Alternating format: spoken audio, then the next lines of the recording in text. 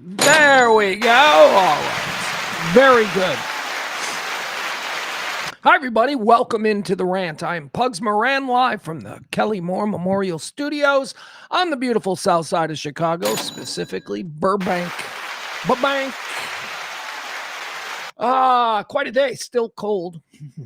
Don't know how it is. A lot of my people here in chat. I know you're all from. Not all of you, but many of you are from Texas, so I'm sure it's very nice there. Let me see. What are we dealing with here? I'm dealing with all kinds of weather-related nonsense. Okay, that's actually not bad. It's actually not bad. We are looking at 18 degrees. We've got a mix of sun and clouds. Let's see here. I'm looking at the weather here in Chicago for the next couple of days. Today, we're going to have a high of 22 and a low of 18. I know, everybody loves you start out with the fucking weather. Just bear with me, folks. It's going to be a high of 22 today and a low of 18. That's like a 4-point spread. That's not a whole lot of, it's going to be pretty consistent, I think. Tomorrow, we're going to go up to 30. That's right. It's going to warm up. I mean, it's still below freezing. You know, lakes still freeze and ice is there, but still 30. That's not bad. I mean, it was like 1 degree last night. So 30 is all right. 30 is okay. Then we're going to drop again Thursday of this week. We're looking at a high of 23, which is warmer than today, but not as warm as 30. And then on Friday, it's 0. It's Friday, it's 0. And the low on Friday is minus 10. So, so we've got that look. It's going to get worse. It's going to get kind of, here's what it's going to get. It's going to get fucking balls cold. And then it's going to get fucking kill myself cold. That's what's happening. Right now, it's balls cold, but we're on our way once again. 24 hours ago, it was kill myself cold. But it's okay. It's just balls cold now, and we can handle balls cold. I'm so tired of it being cold. I really, my blood turned into pussy blood living in Texas. It really did. Suddenly, it's like I can't handle 3 weeks of winter in the Midwest. I don't know what's happening to me. Let's say hi to the chat room.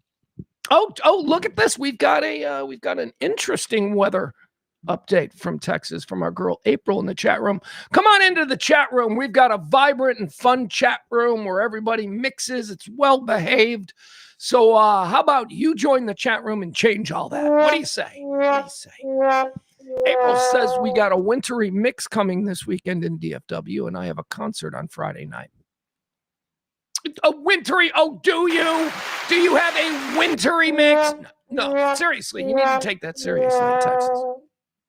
A wintry mix in Texas is like a prediction of 8 to 15 inches in Chicago. That's what a wintry mix, because it's all the same. Texas, first of all, with all due respect, Texans, you are the worst fucking drivers in cold weather that I've ever seen in my life. You don't make any changes to the way you drive. One of the great things that my former partner, Kelly, and I I say that like we broke up. She died, okay? We didn't break up. Anyway, one of the things Kelly and I used to marvel at in Texas during this time of year was how the news stations, and I don't know if they still do this, it was the greatest thing I ever saw. I had never seen this before. The news stations on nights when the roads are going to be icy will set up a camera on a particularly icy stretch of DFW roadways, and they'll just film. And they'll just go live, like, let's go live and see what's happening. And then it's just without doubt, when they go live to that camera, the zombie camera just set up, the camera just sitting there. Undoubtedly, you'll just see, Texans in a fucking pickup truck doing 360s. Wow! We used to love that. It was hysterical. That's nothing against you guys. That you guys just don't have experience in it. That's fine. Unfortunately, we do. So we kind of know how to drive. We have different tires. We have chains. Put chains on them tires, Cletus. Got chains, all kinds of stuff. Most importantly, though, and this is why a wintry mix in Texas is legitimately dangerous. You don't have salt. They got no salt down there. They don't salt the roads. They use sand. Sand doesn't do nothing. Why are you guys buying sand? Well, here's why, because sand is a lot cheaper than salt. And when you don't really need a whole bunch of salt, you don't have to spend it. So a little bit of sand goes a long way in DFW. It doesn't work at all. It just makes everything gross. Got to salt. You got to get everything down there, and then you got to drive like a reasonable person. Did you see that 100-car pileup in central Indiana yesterday? Yeah, it's not like people in the Midwest just know how to perfectly drive in snow. They don't, as was depicted in Indiana yesterday.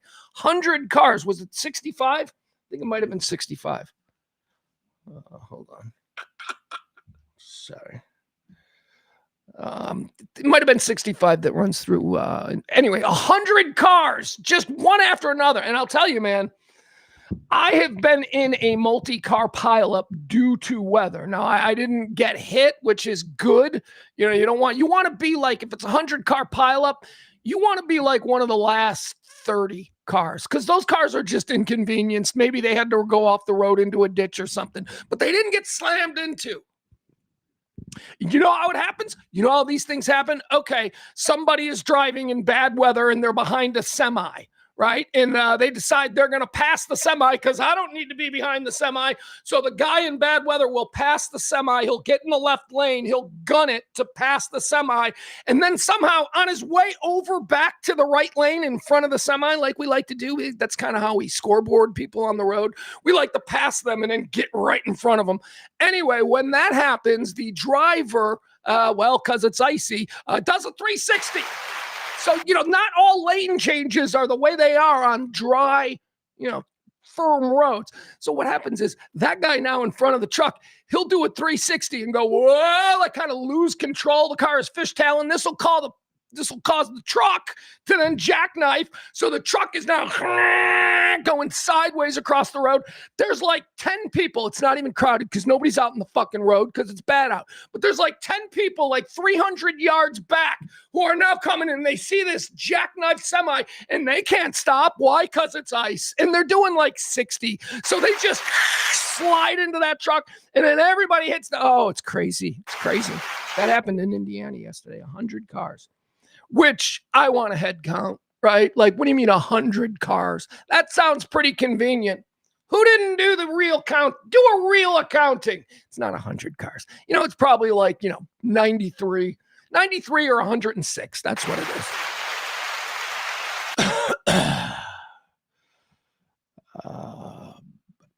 Barney's a Texan. Says, on the frozen tundra of I-30, victory favors the bold. No, it doesn't. No, it doesn't, you morons. No, it doesn't. I had driver's ed in bad weather. That was when for some reason, my driver's ed, because my birthday's in July.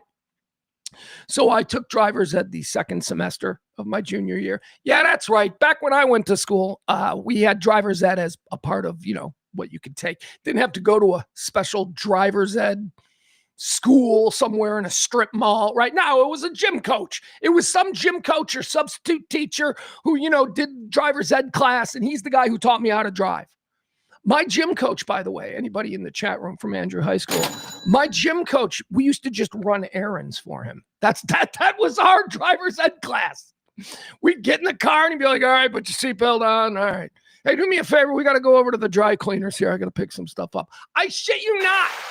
We just drove around town doing little errands for our driver's ed teacher. But we did it in the snow. It was snow and it was salty and it was icy and it was all that stuff. All right, let's get into exactly what it is that we're going to talk about today. But first, I do want to throw out one little here. Let me get this out of here. Guys, as you can tell, my throat is gone. The cold, whatever it is that's going on here, it is really affecting me. I can't. I like to keep you abreast of my situation as far as sinuses and all that. This isn't that. This is just a whole new kind of cold-related thing that I got to deal with. So let's hope that my voice improves. It usually does once it warms up, but I apologize for the current state of things. All right, I got to get my TV going. This show is, I like to call it an opposition show lately because I can't take it anymore. I just can't we are leaning hard into what we are and what we have been since that day in 2021 when we started doing this stream every day. What we are the normal people. What we are the normal people who are not drunk on the ideological Kool-Aid of one party or another. I like to say that there are 15% on the right who are gone forever. There are 15% on the left who are gone forever. Though we can't deal with them. That leaves us the 70% in the middle. That's who I've been doing this show for since, way back in 2021. Now, I have never been probably as, I suppose the term could be radicalized. I've gotten a bit more radicalized in my point of view when it comes to what we're looking at here. And I don't think I'm unique there. I think a lot of us have become more radicalized. And again, I don't carry water for any one side other than the side that is, occupying this husk of humanity. I'm me. And I don't think I'm all that different or weird than some of you. So if you are like me, if you are sick of this shit, if you don't like to define yourself as either MAGA or liberal, if you're just somebody in the middle, sometimes you vote for the Republican that you like, and sometimes you vote for the Democrat that you like. They want to put us in a box and call us independent, but we're not that. We're whatever. Well, I suppose we are independent, but what I mean is that there is another troubling group of people out there who are going around calling themselves the independent party, and I don't know that I like what they're selling either. So we moved back to Chicago a couple of months ago and started doing the show again every day at noon. That's why we're here now in the Kellymore North studios, and been trying to grow the show a little bit more, promoting it in different ways. And the show has been growing. The show has been growing. Not enough. We stayed at the Furious 15 listeners every day for 4 years. That's crazy. That is insane. People either think I'm nuts or just have total respect for my ability to just dig in and do it. Either way, I don't know. I don't care. But the show I've noticed, it is beginning to grow a little bit. And one of the surefire indications of that is we like to say this show runs on your gratuities, your tips. I don't take advertising dollars, although I will. Like I said, we got a small audience, so we're not really all that desirable to advertisers at the moment. Trying to change that. So what we do is we throw it out there. We look for your tips. We say, drop a little something in the Venmo, drop a little something in the Cash App. If you can in some way support this kind of talk, the kind of talk that isn't allowed on radio, the kind of talk that doesn't get big PAC money from, right-wing groups trying to push a message and an agenda. That's not what we do here. I would take money from PACs, which are political action committees. I will take money from PACs if it's something I believe in. If I believe in the specific thing, I'll be like, yeah, I'll take your money. I'll talk about that. Hell, I talk about everything for free. So, but to that end, one of the ways that you can tell that maybe we are growing a little bit is something like this. Hold on a second. Oh, my God. Sorry, guys. Give me a second here. I can't believe I thought I did this. There we go. All right. I couldn't find it. All right. One of the ways I know that the show is growing is every day, if you tip the show and you happen to be the biggest tipper of the day, we make you the executive producer.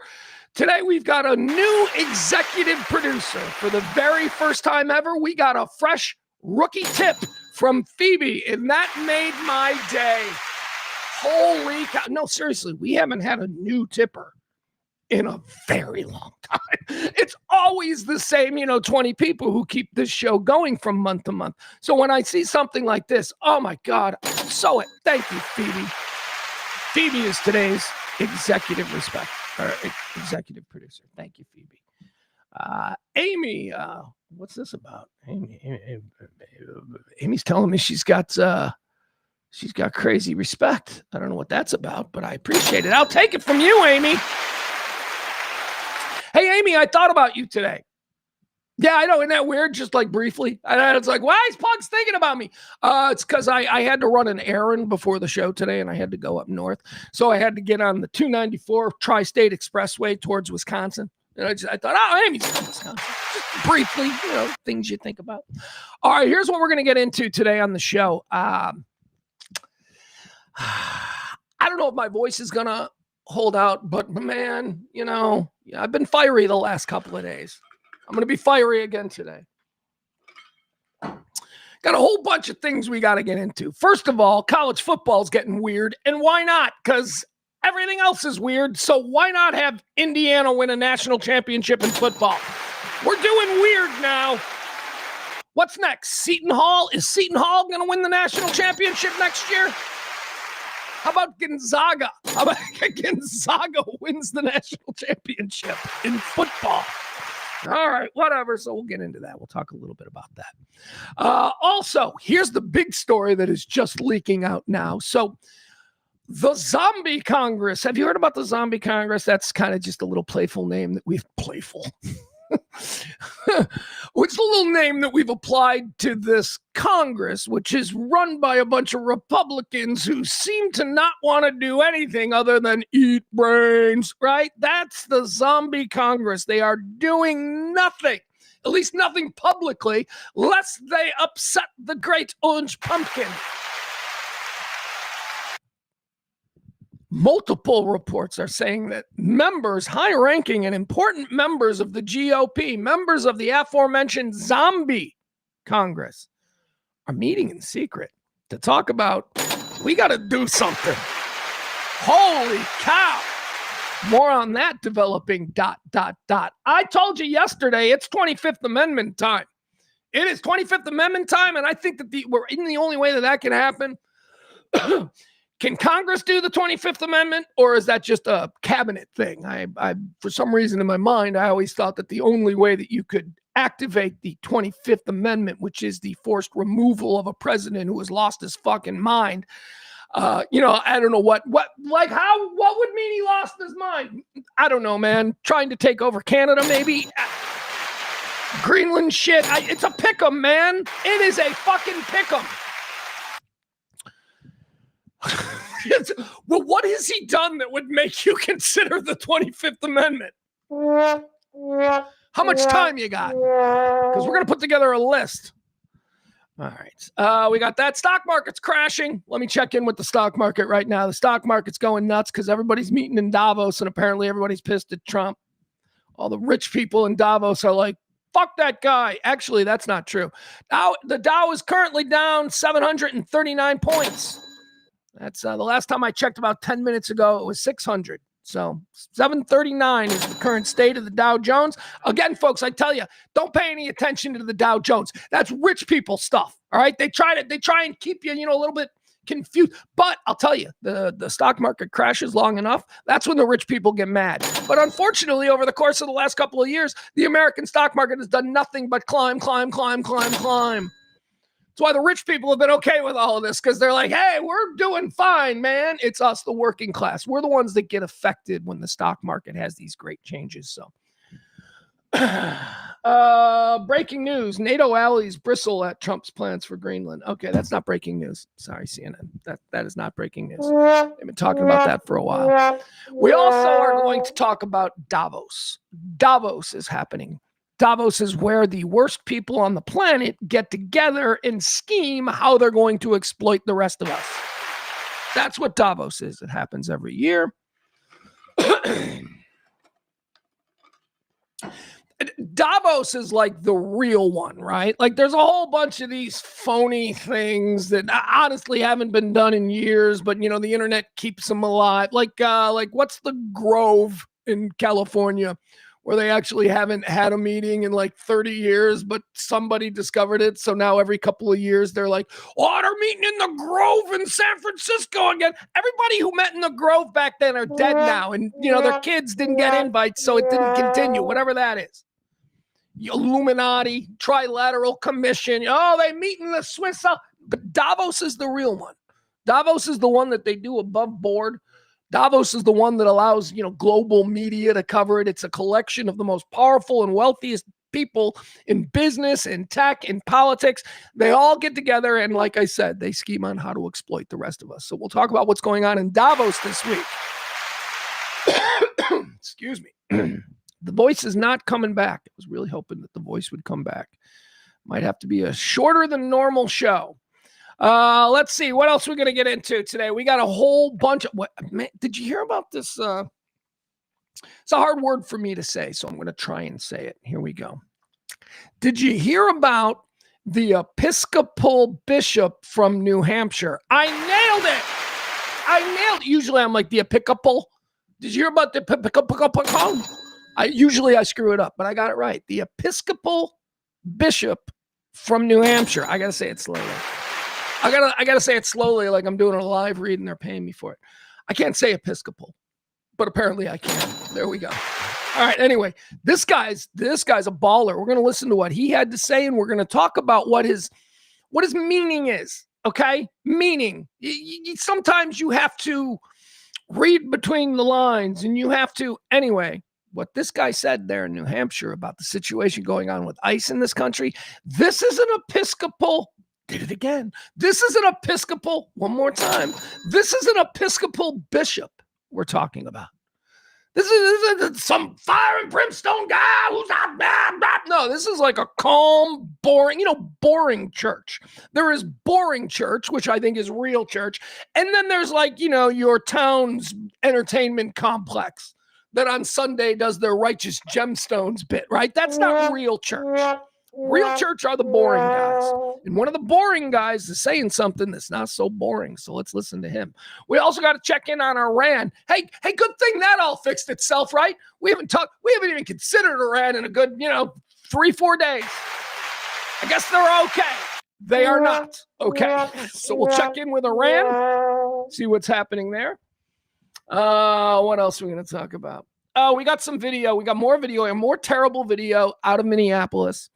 We're going to talk about a man, and I'm not going to call him. Look, the media is trying to brand this guy. I refuse to accept this.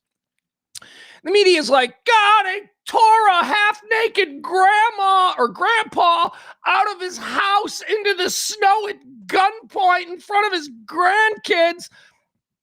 And everything I just told you is true. And everything I just told you is terrible. So you might be asking, Pugs, what was with the cynical sort of vocal impersonation you did? Because he's not a grandpa. Because I'm tired of this. Because what they're trying to make us think that this is some decrepit 90-year-old man that was dragged out. This guy's a year younger than me. And I'm like, no, I'm not going to be manipulated into feeling bad for this guy because they're trying to paint him as some sad old elderly man by calling him a grandpa. He's younger than me. Point is this. It is pretty bad, though. It is pretty bad.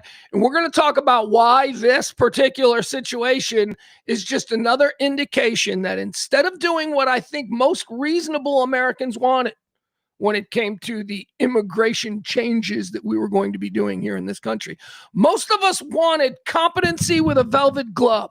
That's what we wanted. We wanted you to go after the actual criminals. We understood that there are a lot of guys out on bail. There's a lot of guys. You told us all about it for years about, no cash bails and all that shit and how the world is flooded with these people. So that's kind of what we thought you were going to do. We thought you were going to go after those people, round them up and throw them out of the country. And all of us were for that. But that's not what's happening. What you're doing instead is you're going for numbers. You're trying to have statistics so that the great orange pumpkin can stand up and go, we deported 10 times more people than Biden. You're using a sledgehammer, not a velvet glove. And these are people's lives that you're fucking with. And many of them are legitimate American citizens, like the guy who was dragged out of his house into sub-zero temperatures, half-dressed, yes, in front of his grandkids. Why has he got grandkids? I don't want to think about that. Anyway, we're going to talk about this, and we're going to go specifically into this guy and this guy's story and why a velvet glove should have been used with him and not the sledgehammer of, hey, let's make sure we get video of us dragging this guy out because ICE in Minneapolis got another bad guy. You didn't get another bad guy, so we're going to get into that story as well. Let's see. What else do we have here? I'm trying to see. The New York Times has a blockbuster story out today about how Trump has made $1.5 billion. Yeah, they go through it. Yep. He's cashing in as president. And the $1.5 billion in the New York Times story that Trump has somehow lucked into during this time as presidency. The 1.5 is a very conservative estimate because they acknowledge that he hides money in special bank accounts, which is always something you want in a president. You want a president to have like multiple fake offshore bank accounts and bullshit like that. And here's the thing. That's kind of a deal that 20 years ago, if you were running for president, it turned out you had offshore accounts or you had different bank accounts, they would have talked about that and you would have the next day made a speech like this. I just want to apologize and I will be suspending my campaign. See, that sort of thing was always looked upon as shady and would get you eliminated from reasonable people consideration. That's just how it used to work. I mean, Gary Hart, for crying out loud. Gary Hart was a senator from Colorado who many people thought was going to be the next president of the United States. Gary Hart was a comer. Well, that's probably the problem. Point is this, Gary Hart was a guy that was taken very seriously and people thought he could be something. He was handsome. He seemed to be competent. He seemed like a guy who could win the presidency. Gary Hart lost his entire political career because a woman who wasn't his wife sat on his lap for a picture on a boat. That's why Gary Hart's career ended. Trump's got offshore accounts. He's got 37 convictions in a New York court. But Gary Hart's political career, back when we were normal, and I'd argue that we weren't normal for that either, but back when we were more normal, we looked at an indiscretion like that by somebody that we were going to place at the levers of our safety and security. We looked at a person like that in the decision that he made, and we went, no, we need somebody more serious than that. And now, what the fuck, man? Anyway, $1.5 billion being reported by the New York Times. We're going to go through a list of adult literacy in the United States. We're going to find out what the smartest states are and what the dumbest states are. And I imagine you can already guess. That's right. Are you guys... There's a stupid story here that I found myself all caught up in it yesterday. You're probably not, unless you're like a gay man or like, a British woman. I think that's it. I think these are the only people who are interested in this story. Apparently, there is a big problem in the David Beckham Posh Spice household. And we're going to go through it. What is it? One of their kids, Brooklyn, is breaking bad on them and like talking to the press and saying all kinds of awful stuff about David Beckham and his Spice Girl wife. Oh, so if we have time, we'll get into that. Yeah, we like to do dirty laundry of celebrities and stuff like that. Also, I got a new show that I'm watching, and I don't know. I'm going to have to throw it out here. I'm going to have to ask you people, are you watching the show? Should I stay with it? It's kind of okay, but it's also kind of like, So we'll do that as well. A lot of stuff to get through today. The Great Pumpkin is speaking right now. Hold on, let's see. Should we watch a little bit of him? Let's see what he's doing. Let me go over to YouTube, see if I can pull up. Excuse me. White House. Yeah, maybe we'll do White House. What is it, White House, maybe?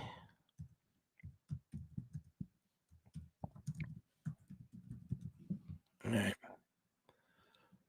Yeah, here we go. All right. Road tripping, backpacking, jet setting. Let's see what the president's saying. Credit Union One keeps your money moving. He's getting ready to go to Davos. For so many reasons. He's going there on Wednesday. Surcharge free ATMs nationwide. No more annoying fees that others charge. Skip that. Insane.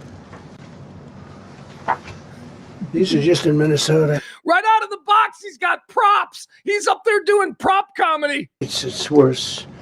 No, Minnesota, the crime is incredible. The financial crimes are incredible.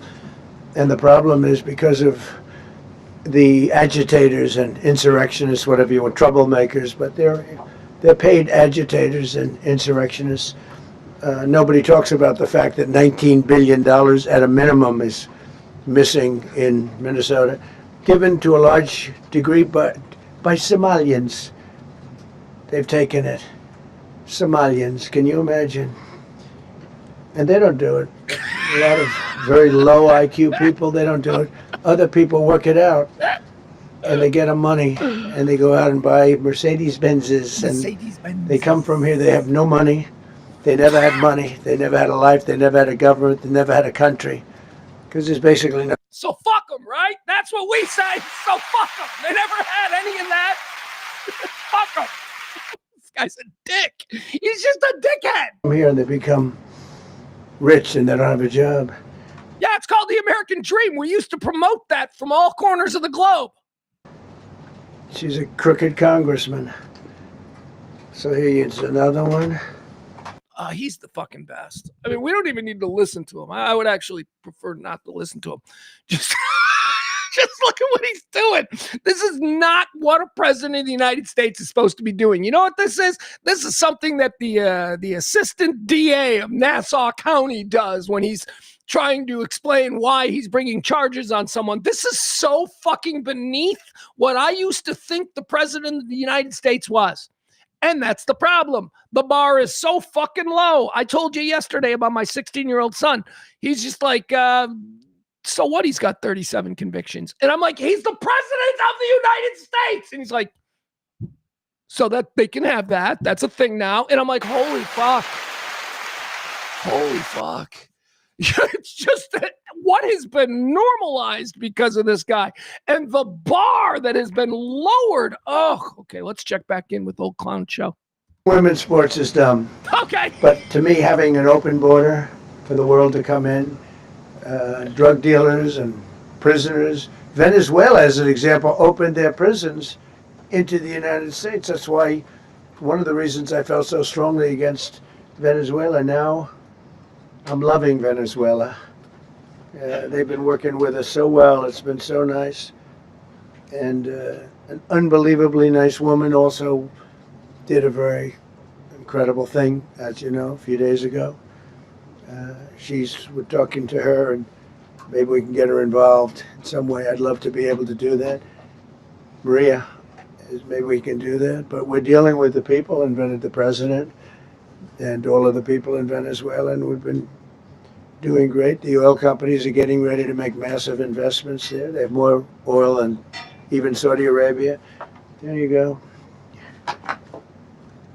These are rough water. This is all Minnesota, every one of them. This is one state out of many.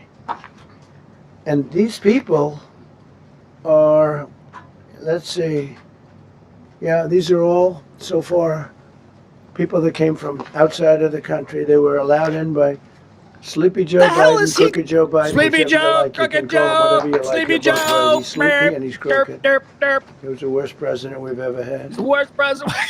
And we've had some bad ones too. I can tell you, what you have to do is look at trade. Oh, God. You're not getting bored with this, right? Actually, sir, yes. You have to see. We're getting very bored with all of this, Mr. President, but more than bored, we're becoming extraordinarily concerned about your mental fitness.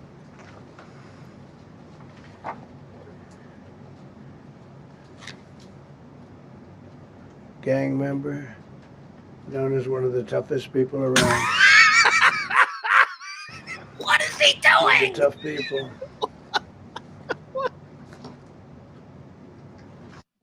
What is he doing? Is this like what he would do if he was holding a meeting in his office, like in Trump Tower, and some real estate developers were there? Would he just go through files and go muttering under his breath? Oh my God, this guy. To be abused by guys like Don Lemon, who's a loser, lightweight. I saw him the way he walked in that church. It was terrible. I have such respect for that pastor. He was so calm. He was so nice. He was just accosted. What they did in that church was horrible yesterday. Look at it. 24 convictions. 24 times convicted. They're not charges. These are convictions. No, we'll get him then. So Well, go get him. Outside the country. Do you think he's going to be good here? Convicted. Well, go fucking get him. Nobody has a problem. He is showing pictures of people that none of us have a problem with him going after. He is completely missing the point. He's not missing the point. He's intentionally manipulating his way of looking at. He is not missing what is happening. He's just manipulating here. Look at this guy. He's a bad guy. Molested kids. Did you get him? Well, we don't know where he is. Got a school teacher, though. We busted a school teacher at a Walmart. That was good. Get these fucking people. Yes, we know there are bad people in this country. Yes, we would like you to go get them. Go get these fucking people. Professional opera singer. She was so loud. You know what you can do? Just if you're just quiet, like if you just mute him for a while and then every like 30 seconds or so jump back in, he's on a different random thought. Like opera singer is what we just heard. What do we got here? What's next? I don't know. Let's listen. These are professional agitators and professional people that want to see our country do badly. But that's not happening because we have the hottest country anywhere in the world, despite this stuff. Wait a second. What do you mean we got the hottest country? Your organization just released a video that says that fucking Saudi Arabia isn't just the place to live, it's the place to be. So what the fuck are you talking about, man? We got the hottest country. Then why are you building all of this shit in Saudi Arabia? You know who could use some real big Trump innovative billion-dollar funding projects? Arkansas. Those people fucking love you. Make a Six Flags Trump theme park in Arkansas. Those people will attend. Saudi fucking Arabia, dude? We're the hottest country going. Cut to Trump organization putting out that video that says, Saudi Arabia, it's not just a place to live. It's where winners reside. Let's check back in. So we just took this off a stack. We have many stacks like this. Like I could go 30 times what I'm showing you now. All right, let's move it along, Grandpa. Relations with Hezbollah, that's nice. Why do we allow them in our country? I don't know, man. I don't know. But go get them. Look at that guy.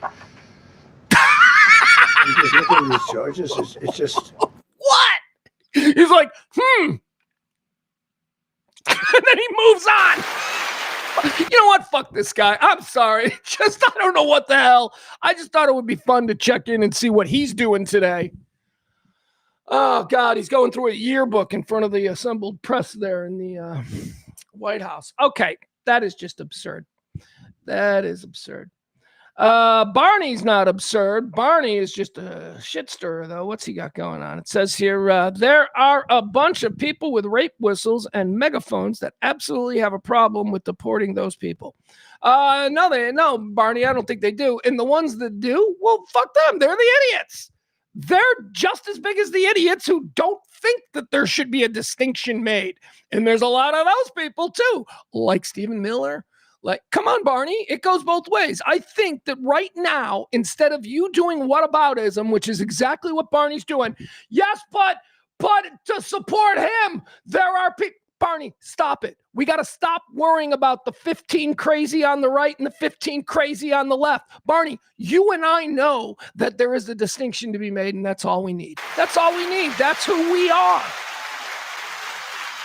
I know. It's like Barney says there's a bunch of people with rape whistles and megaphones that absolutely have a problem with deporting those people. There are fucking crazies on all sides. I agree with you. All right. There we go. Yeah, I mean, Peter says it. He says that press room has to be asleep. Dare I say? And I certainly hope the president doesn't take this badly. Very, very low energy, wouldn't you say? Very Jeb Bush up there. I think we need somebody with energy. I don't know. That's very low energy there, Jeb Bush. We should have known from the beginning when Trump looked at decorum and called it boring low energy. It's like, well, no, That's decorum. That is, what has been expected from politicians in this setting. You just became a bull in a china shop in the debate setting, and in that moment won over every jackass in the country, and now we've got this. All right, let's go. Let's see what we got here. Let's get into some of the things that are happening. I mentioned about the, I don't have anything new here.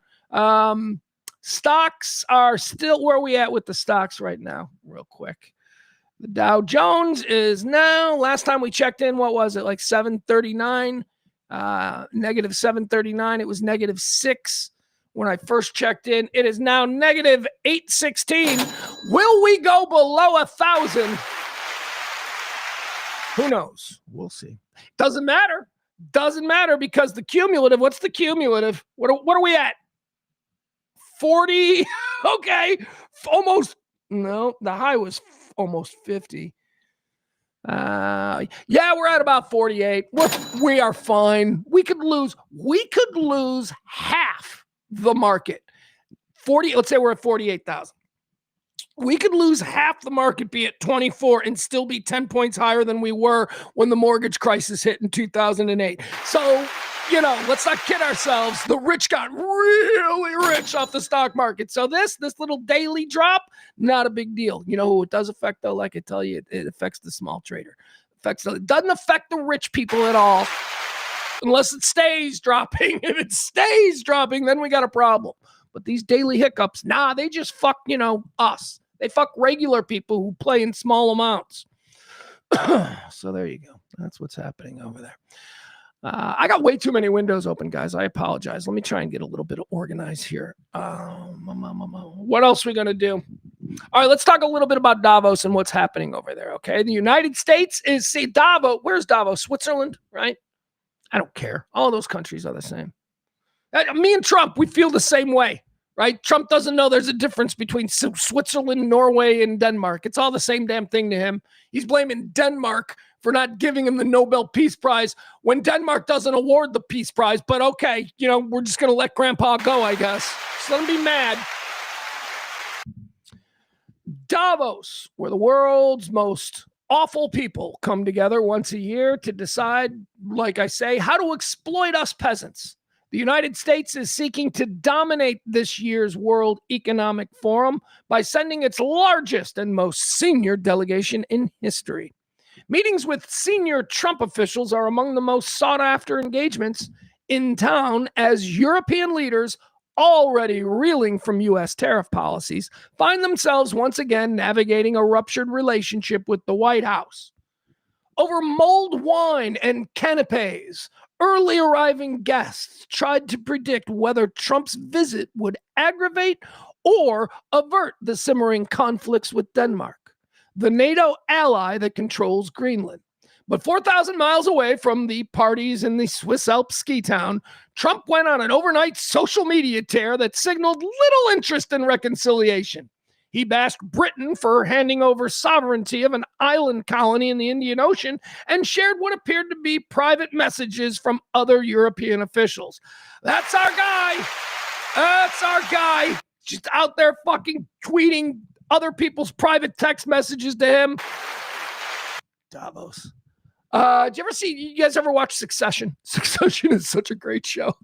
Succession has a whole episode that sort of depicts what Davos is like. It's pretty interesting. I don't know what did they call it in Succession. I'm not sure. We should all go check it out. Gavin Newsom, he wants to be president. He's He's the Democrats' fair-haired boy at the moment. He's over there. Hey, let me say this about Gavin Newsom. You have my attention. There you go. You got my attention. Heard a lot. Look, I don't live in California. I don't know anything about you. I've seen you. You seem kind of like a politician to me. You seem like a cool guy, handsome guy, good suit. That's kind of what you seem like to me. But I don't live in California. Haven't seen you on a daily basis. All I know about you, Gavin Newsom, is pretty much what all of us know. And what all of us know about Gavin Newsom is what the right media has told us over the course of the past 5 years, because Gavin Newsom was somebody that the right, and by then I'm saying, like Fox News and stuff, that that branding apparatus on the right that is so effective. There is a branding apparatus on the right. Let me explain how this works. When somebody on the left, doesn't matter how insignificant they are, Alexandria Ocasio-Cortez was as insignificant as they come. She was a rookie freshman representative from not small, New York City, but it wasn't like she was taking over a seat that had long been held by arch conservatives. And they branded her from the very beginning. They looked at her and they went, oh, she could be trouble because she's a loudmouth and she understands this new stuff about Twitter and Facebook and all of this stuff because she's young. So they branded her. From the very beginning, she was terrible. Anyone the right is afraid of, years before they become relevant on the national scene, the right is already working to brand them as something. This is part of the reason why I think the DNC needs to back off Jasmine Crockett in Texas and get behind James Tallarico. Jasmine Crockett has been thoroughly branded by the right. There are no independents who have no opinion of her. Every independent, when they hear Jasmine Crockett, they go, oh yeah, I heard that she's, they were making fun of her on Fox News. Whatever, that's enough. That's enough for that independent person to go, oh yeah, she's one of the bad ones. They've been branded. The right does this all the time. That's why I say Tallarico's the guy. Tallarico came out of nowhere and the right hasn't officially hung a fucking label on him. Gavin Newsom has been branded. Gavin Newsom has been branded by the right for years, decades. They've been looking at him going, okay, we're going to need to destroy him. Look, it's the reason that they keep hearkening back to all the old names that they've worked so hard to brand. Hillary! Hillary, they fucking destroyed her brand with just relentless bullshit about her. Do I think she's a good woman? I don't know, because I don't know what's true. All I know is that there was a fucking hardcore drive to turn her into the worst human being on the planet. I don't know, that's true. Anyway, Gavin Newsom is looking like it's going to be the person that the Dems are going to get their train behind and try and run him against Trump.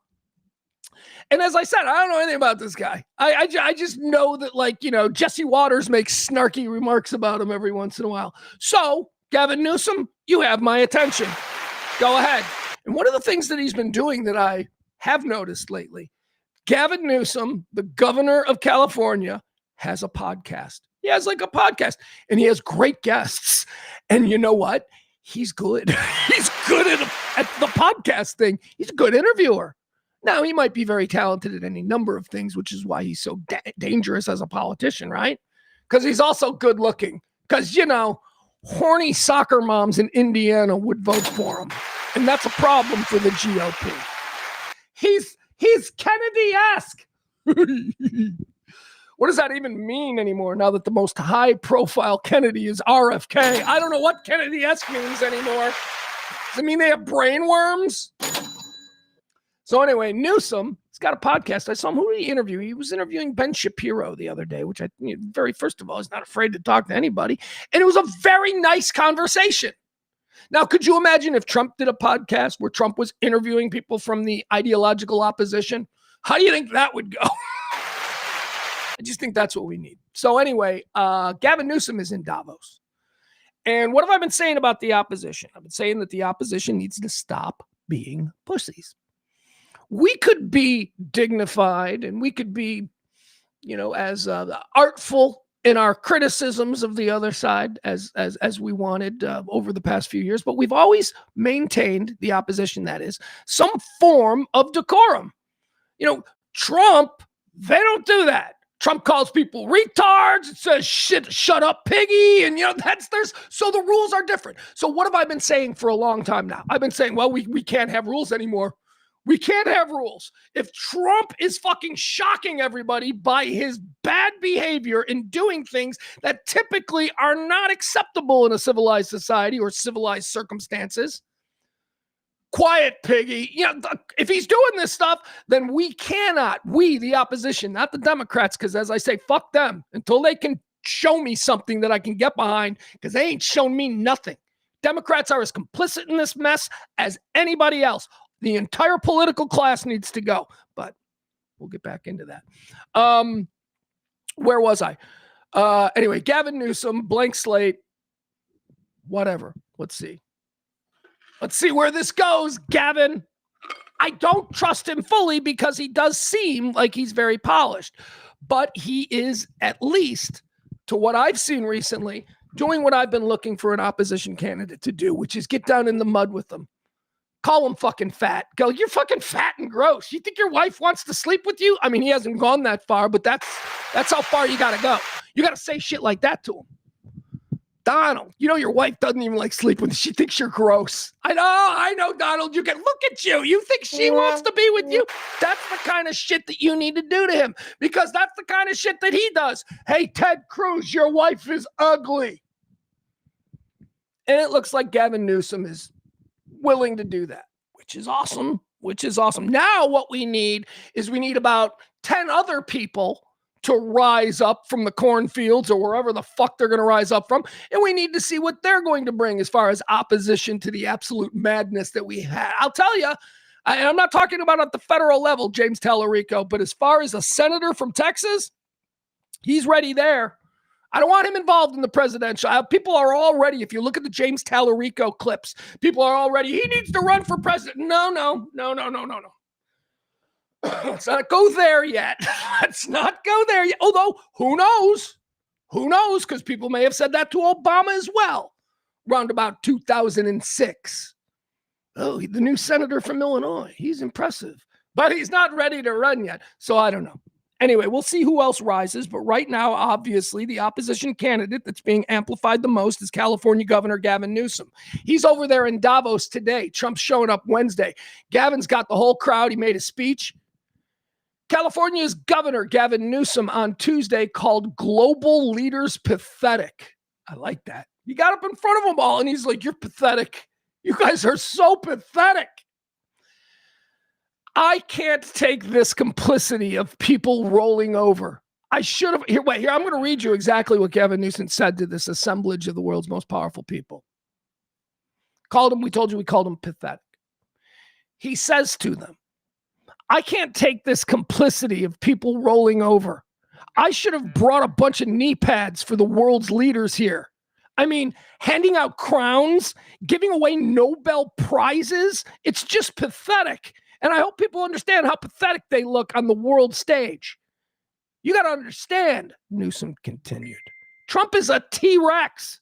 You mate with him or he devours you. One or the other. And you need to stand up to it. Europe must stand tall and united. I like that. Trump is a T-Rex. You either marry him or you either mate with him or he devours you. That's what we need. We need stuff like that. Hold on.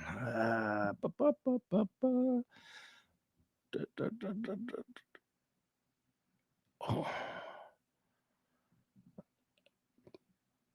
Maddie's probably sending me really cool stuff, but I just can't. I can't. You gotta.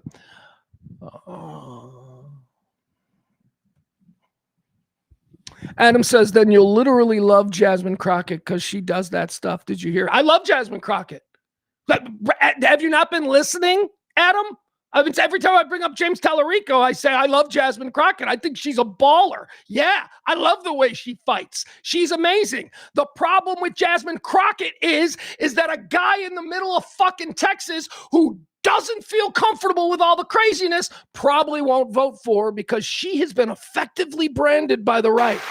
She has been effectively ruined, at least for this cycle, in the eyes of like the independent. They got to her. That's my problem. Tallarico hasn't been branded yet. Fox hasn't. And how can you? How can you with all of the content that's out there from James Tallarico's speeches? I want to see how Jesse Waters brands him. I mean, Jesse Waters is going to have to go, he's a fucking pussy. He's the nerd in the back of the class that we used to pick on. Is that it?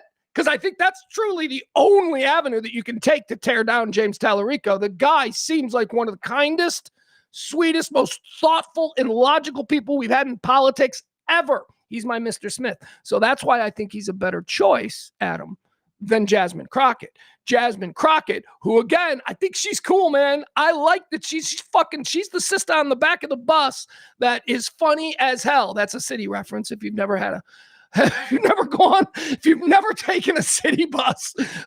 City buses always have black girls in the back seat. Always. And they're always funny. They're always chirping and they're always like, oh, hey, man, come sit down with us. You know, it's fun. That's who Jasmine Crockett is.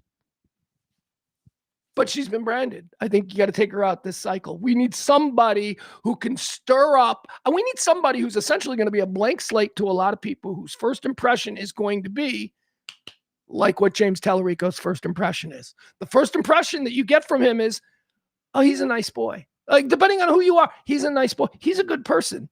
I can totally, unless you're a horrible judge of character, I don't know. Unless you're somebody who looks at Trump and goes, that's a good man. That I would invest with that guy. If you're one of those people, then fuck you. You're the problem. And we're just going to have to do something without your participation.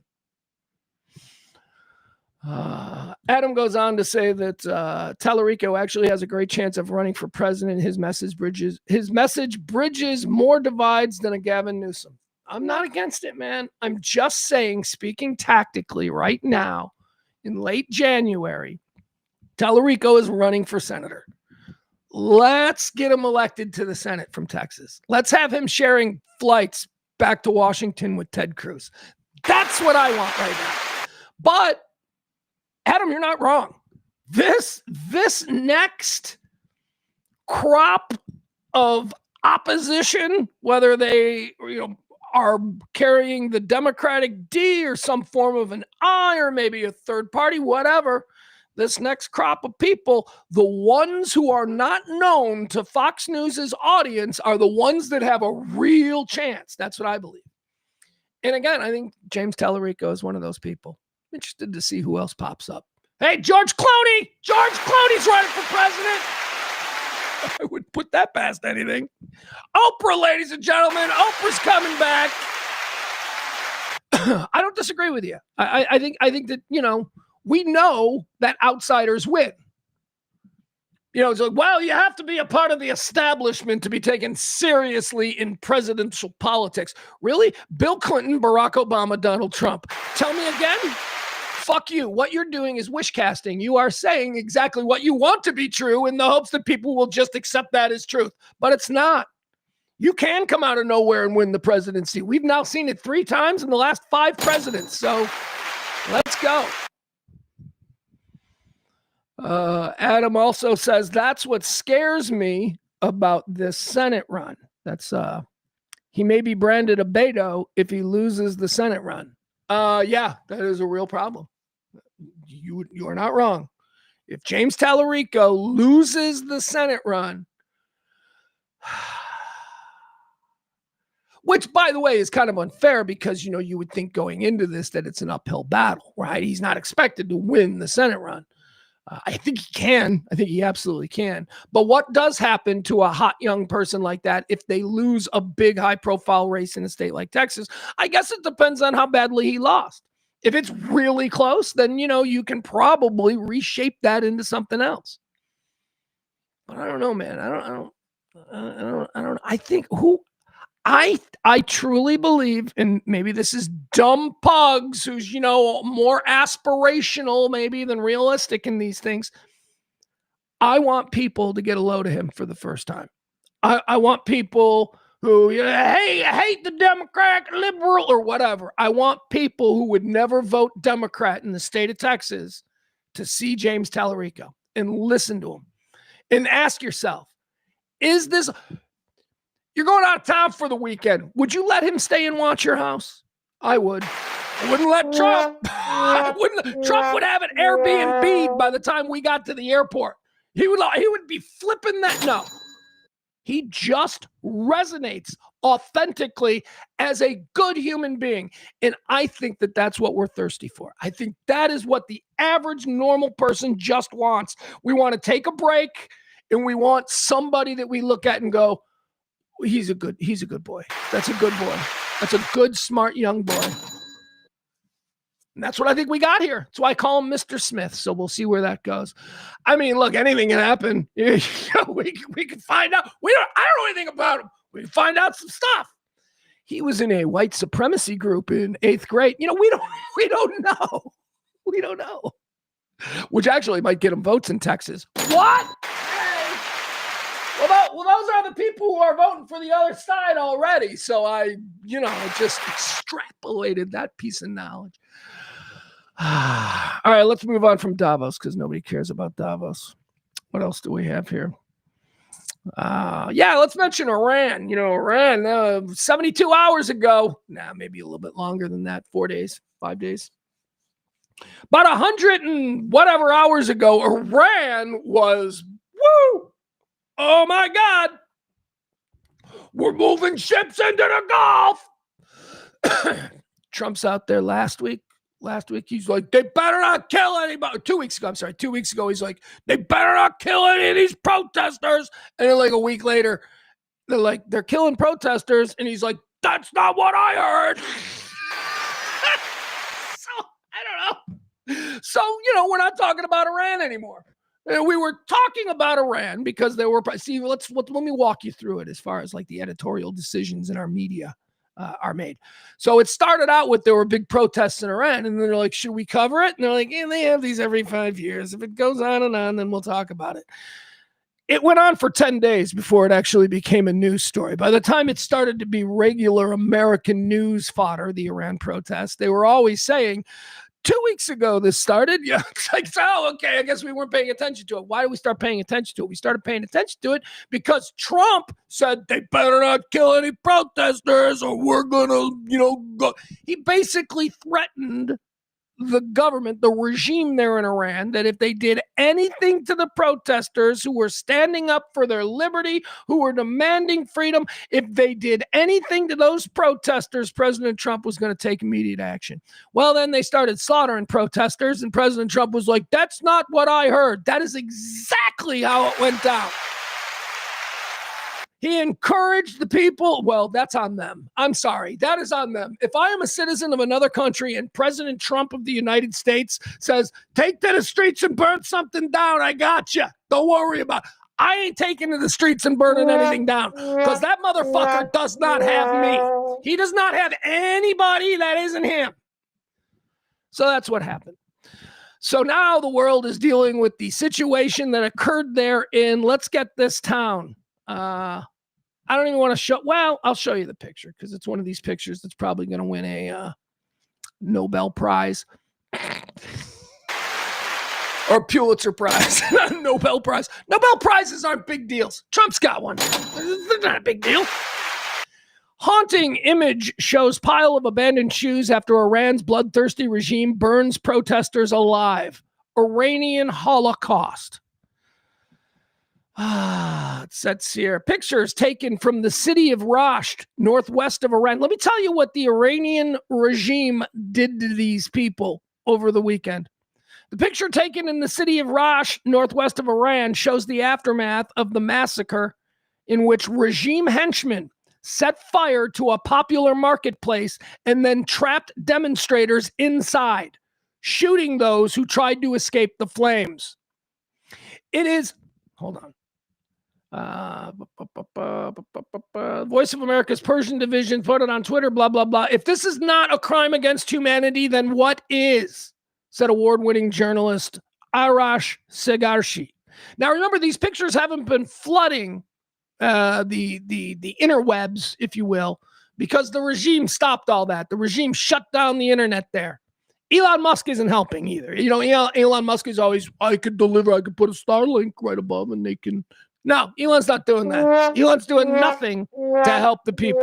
Trump is telling them to take to the streets and overthrow the government. And I got your back. And then he doesn't have their back. Here's the picture. This is, I don't know. I suppose, let me make it as big as we can. Is that, all right. So here is a picture of the pile of shoes that were collected because, rubber doesn't burn. This is like the concentration camps where you saw the piles of Jewish people's property. Here, can I make it any bigger? Maybe. Well, that's weird. There it is, just a pile of shoes. So you understand what's happened. There was a demonstration going on at this marketplace. This happened on January 10th. This happened 10 days ago. There was a demonstration happening at this marketplace. The regime troops showed up, probably in their flatbed trucks or whatever, and they got out, closed the doors to the marketplace, trapped all of the protesters inside, and then lit the marketplace on fire. As the protesters tried to escape, they were then shot one by the Iranian regime. They're doing this in large part because of their own self-interests. They want to be free. They've heard the stories from Grandma and Grandpa Iranian about what life was like in the 1970s before the Islamic Revolution. They want this. They have some semblance of connectivity, so they understand what's going on in the outside world. They understand the freedoms that are being denied them, and they want that. They want to be like the West, which is, again, something that we have always encouraged. Something that we as a country have not only encouraged, but fostered around the globe since, when you ask, well, since we decided that we were going to have shitty, stupid schools and really bad health care. We decided that we weren't going to have good schools and we weren't going to have good health care because we were going to take all of that money and we were going to put it into our defense. And why did we need to do that? Because the American way of looking at the world, the Western ideology, the post-World War II view was the American view, and everybody needed to get on board with that. Why? Because we believed it was truly the righteous way of looking at the world. So again, if you're following along, we spent nothing on educating our citizens, and then we decided that fuck them, they can die without health insurance. We've got tanks, bombs, and planes. And we're going to force people to see things the way we want. Now, this situation in Iran is exactly the kind of thing that we have over the history helped out with. I don't think we're involved in this. Every time some sort of regime change has happened somewhere, and I'm not just talking about in the last 10 years, I'm talking about the 1950s, the 1960s, the 1970s. I'm talking about the Philippines. I'm talking about Egypt. I'm talking about Eastern Europe. All of these things had the hands of the United States in them, whether they were CIA or whatever. The plan was thought of long before it was executed. There was an outcome that was expected by the Western people who had their hands in it. I think that the situation in Iran is not that. I think that the reason the United States doesn't exactly know what to do or say, and I think the reason that people like Elon Musk aren't offering to put their Starlink up there, and I think the reason that the media over the last couple of weeks has almost completely ignored this Iranian story is because it is organic. Because this isn't one that they have their hands in. There isn't an established narrative on how you're supposed to talk about what you're seeing. So in the meantime, the people are being left out to dry, and there was a huge, massive massacre where people were burned alive inside a marketplace, and Trump is doing nothing. I don't even say that he should do something. That's, I would like to see regime change there. I'm not saying that he needs to right now respond to this massacre. But he said he would. That's my point. He said he would. Again, I guess it's on them. I guess it's on anybody, anywhere, anytime, whether it's a voter in Iowa or if it's some citizen in Iran. Anybody, anywhere should not take that man at his word because it is just not worth anything. All right, so that's what's happening in Iran. Let's see. What else do we got going on here?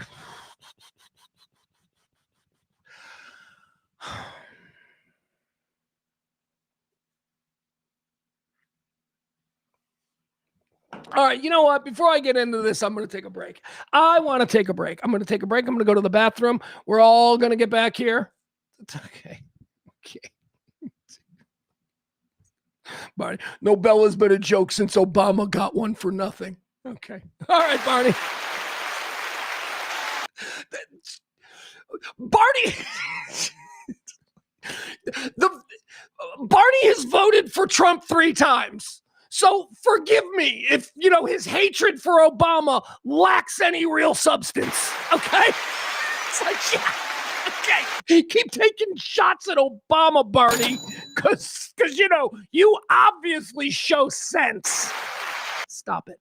Stop it, stupid. Forget. Don't ever say Obama's name again unless we bring him back. We bring him back. And God, I'd like to bring him back. Hey, let him run again. Let Obama run again. Let's go. If we take, here's what we're going to do. Ready? Oh, Pugs, you can't do that. Sure we can. We can do whatever we want. What do you mean we can't do that? There are no rules. What do you mean? Okay, so here's what we're going to do. We are going to, and I say the opposition of some assemblage of fucking Democrats or whatever, independents that win and beat this MAGA nuisance back. We're going to take over the House and the Senate. We're going to have everything. And we know that that means that he's going to get impeached and then convicted and then perp walked in handcuffs. We know that, okay? So we know that's going to happen. They're also going to change the law. They're going to write a new law, and they're going to say, if your name is Barack Obama, you can run as many times as you want. And then because the Dems or whoever, the opposition, are going to control everything, they're going to rubber stamp that motherfucking bitch. And guess what? That'll be a fucking law, because that's what we do now. We just make shit up. I'm going to take a break. I'm going to go to the bathroom. I'm going to have another cup of coffee. So give me about 30 seconds and we'll come back and we'll talk about some other things. All right, Barney. Barney's like, I only voted for Trump once.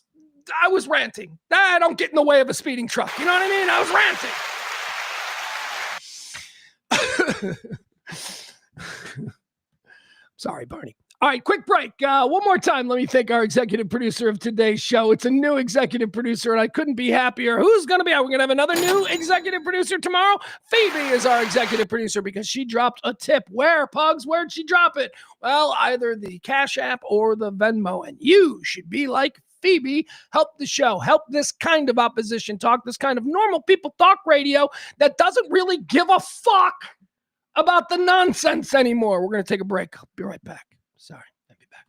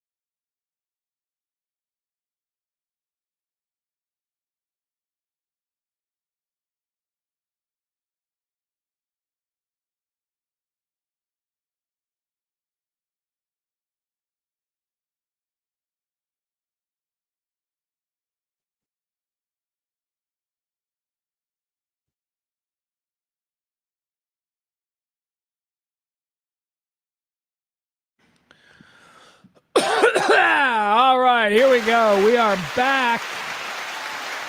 Part 2 of today's show. Amy, we were talking about the rules. There are no rules anymore. Everything is a construct. Amy says the rules are gone. Obama can run again. Here's what I would say about that. No, you're right. You are absolutely right. And there is nothing. Here's what I love about the future for us normal people getting to interact down the road with, formerly MAGA types. We get to tell them that they don't get to have an opinion on anything. They don't get that. Well, actually, they can try stopping them from having an opinion. What they don't get to do is they don't get to think anything is beneath the presidency, right? They don't get whether it's Obama wearing a tan suit. Remember that? The presidency, and he's wearing a tan suit. They are the pettiest motherfuckers, and they have put up, when it's somebody else, when it's the opposition, they are the pettiest motherfuckers you have ever seen. They're little bitches. But when it's their guy, they allow for anything. So what I enjoy moving forward is that the opposition is going to get to do anything. The opposition can fuck porn stars while their wives are pregnant. The opposition can just, have all of these family businesses going on that are somehow thriving, even though the rest of the world's real estate developing companies are really having some difficult times, but not the Trump Corporation. They are thriving. All the things, anything that you would feel compelled to go, well, that's just not right. The president should not. We now get to look at you and go, shut the fuck up. Sit down. You don't get to complain about anything because you were fine with a dude who got $1.5 billion in the first year of his second term, according to the New York Times, and fucked a porn star when his wife was fucking pregnant. So you know what? We've got actual, financial crimes and bullshit, and we've just got moral bullshit on your guy. So shut up. The idea of Obama running again, because there are no rules. You can't. He can't run again because he was already a 2-term president, and we've got it written down. Fuck you. We'll change it. We change things now. We change whatever we want. Whoever has the power, whoever controls the Congress and the Senate. And by the way, how absurd is it when you hear? Because I still hear this. I heard this. Dude, I heard this on James Parker's radio show last week. James Parker, my buddy, who I love, who is one of the crazy 15% on the right. If that's your thing, go find him because he is fucking... Anyway, James, I heard on James's show, somebody was complaining about the economy and then said, this is what happens when you put Democrats in charge. I'm like, what? What? They're still doing that? And they are still doing that because they know that the audience that they're speaking to is stupid and completely blinded by their hatred, for whatever reason, for the other side, simply for being the other side. That's it. I need to hate something because I'm simple and I hate you. That's what it is.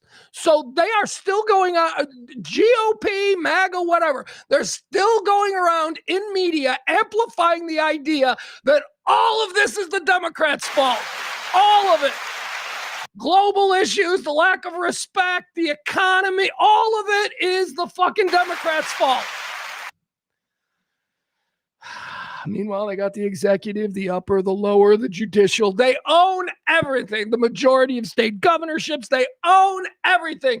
Oh, but the mayor of fucking Minneapolis is a sweater vest wearing liberal pussy. He's the reason everything sucks. It's absurd. It's like absurd what they know you will swallow. And when I say you, I mean the MAGA person. I mean the person who votes fucking Republican, who has just got it in their DNA at this point that anybody who voted for Jimmy Carter in the 70s is a liberal fuckstick. You people have been broken. You've been brainwashed. I hate fucking MAGA because of what I am literally seeing in the fucking moment. You hate fucking Obama because you think Michelle has a dick. The fuck? You're not reasonable people. You're just not. You're petty and you're small, and we're done with you. And Obama running again, and he can. I'm not saying that he should, because ultimately, I think that these rules were probably good, that they were originally established for a reason. And just because Trump comes in and goes, I don't like that one, I'm doing this now, just because he comes in and does that doesn't mean that it is a good look for us to do it too. but it ain't off the table. That's what I'm saying. It ain't off the table. I believe that the opposition who comes in next is going to be responsible, and they're going to be uber responsible to kind of show the difference between this kind of leadership and that kind of leadership. Republican leadership did this. Remember that? Remember when we were making everything greater again and it got exponentially worse immediately? Remember that? So there's that. And then there's us, the boring people who don't swear on TV, who are married to women who you've never seen their tits. We're the boring people. That's what I fucking want back. I have seen the First Lady fucking naked. That's normalized now. I have masturbated to the First Lady naked. That is normal now. Not really. I'm just saying that. I'm sure other people have, is my point. Is my fucking point.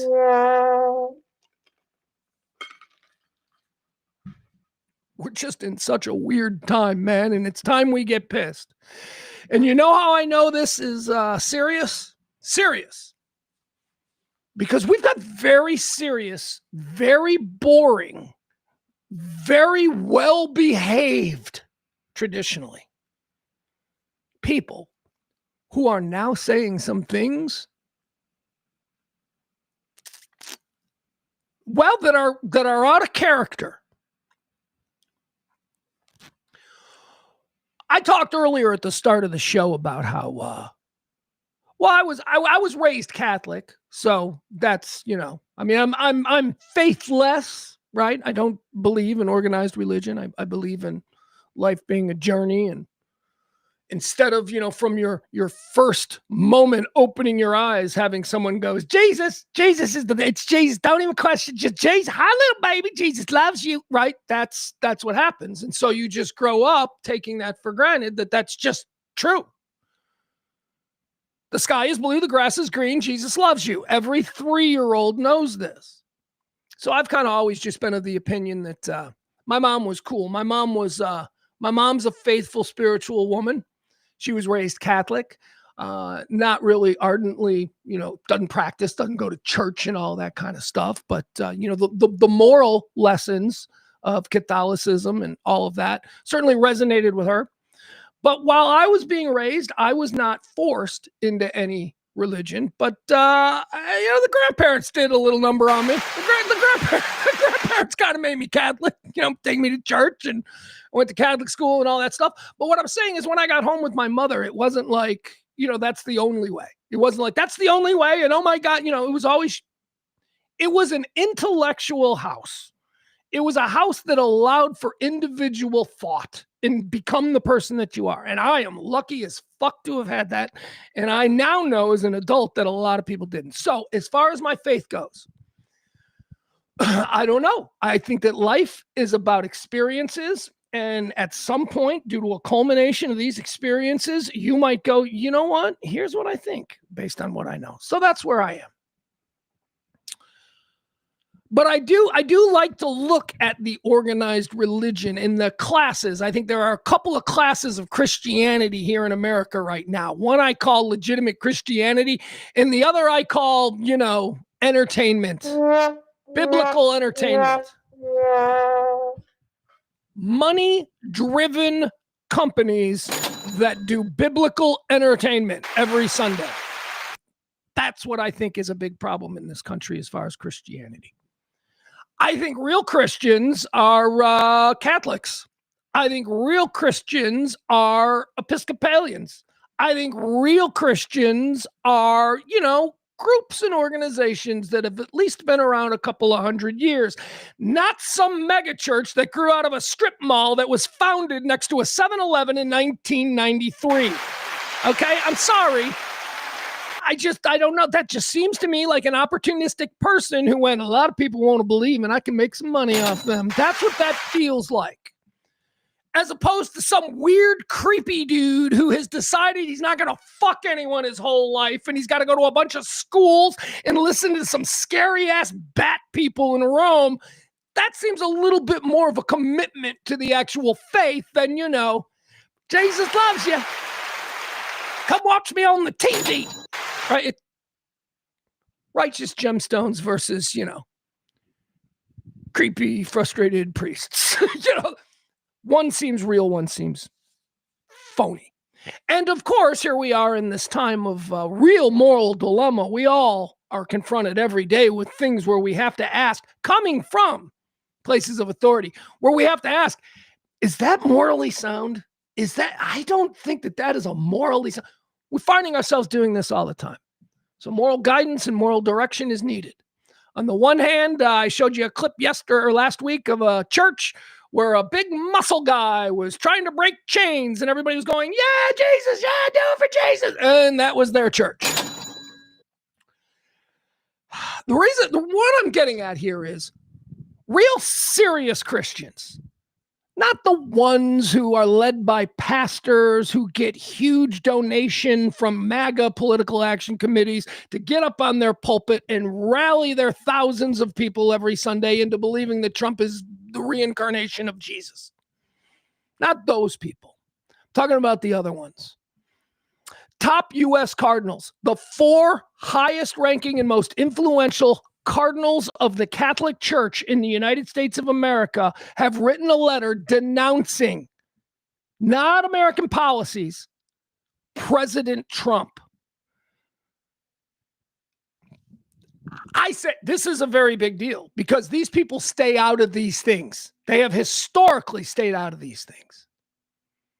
The 3 highest ranking Roman Catholic clerics who lead archdioceses in the United States said in a strongly worded statement, boy, that's what we love from the opposition. From these folks, I'll take a strongly worded statement. I don't expect these guys.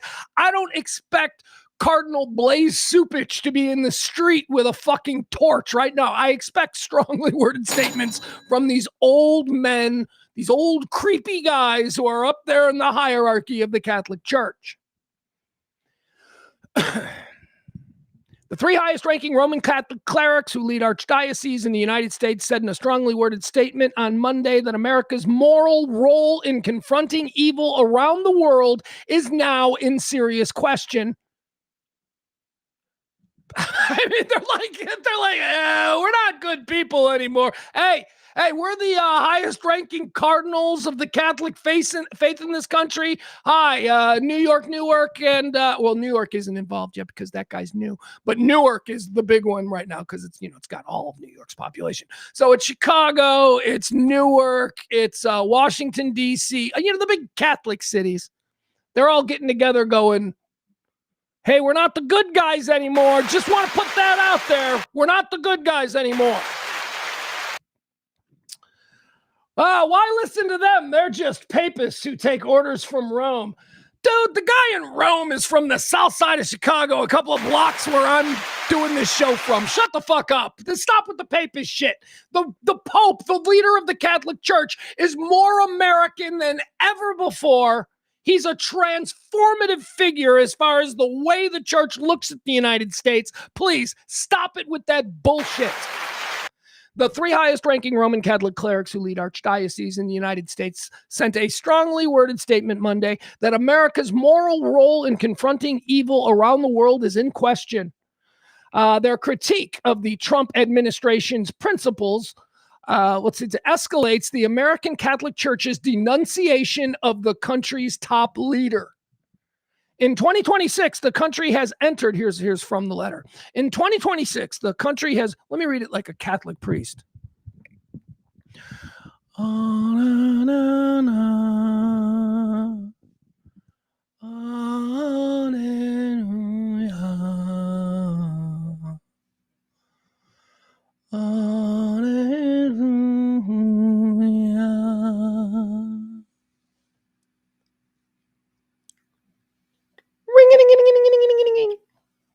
Distant bells. There's always distant bells somewhere in a Catholic church. And I'm like, where the fuck are those bells coming from? Thank you for gathering here, my brothers and sisters, on this beautiful Sunday morning. It is now the year 2026. The country has entered the most profound and searing debate about the moral foundations for America's actions in the world since the Cold War.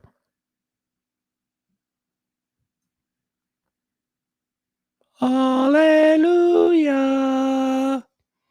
Hallelujah. Hallelujah.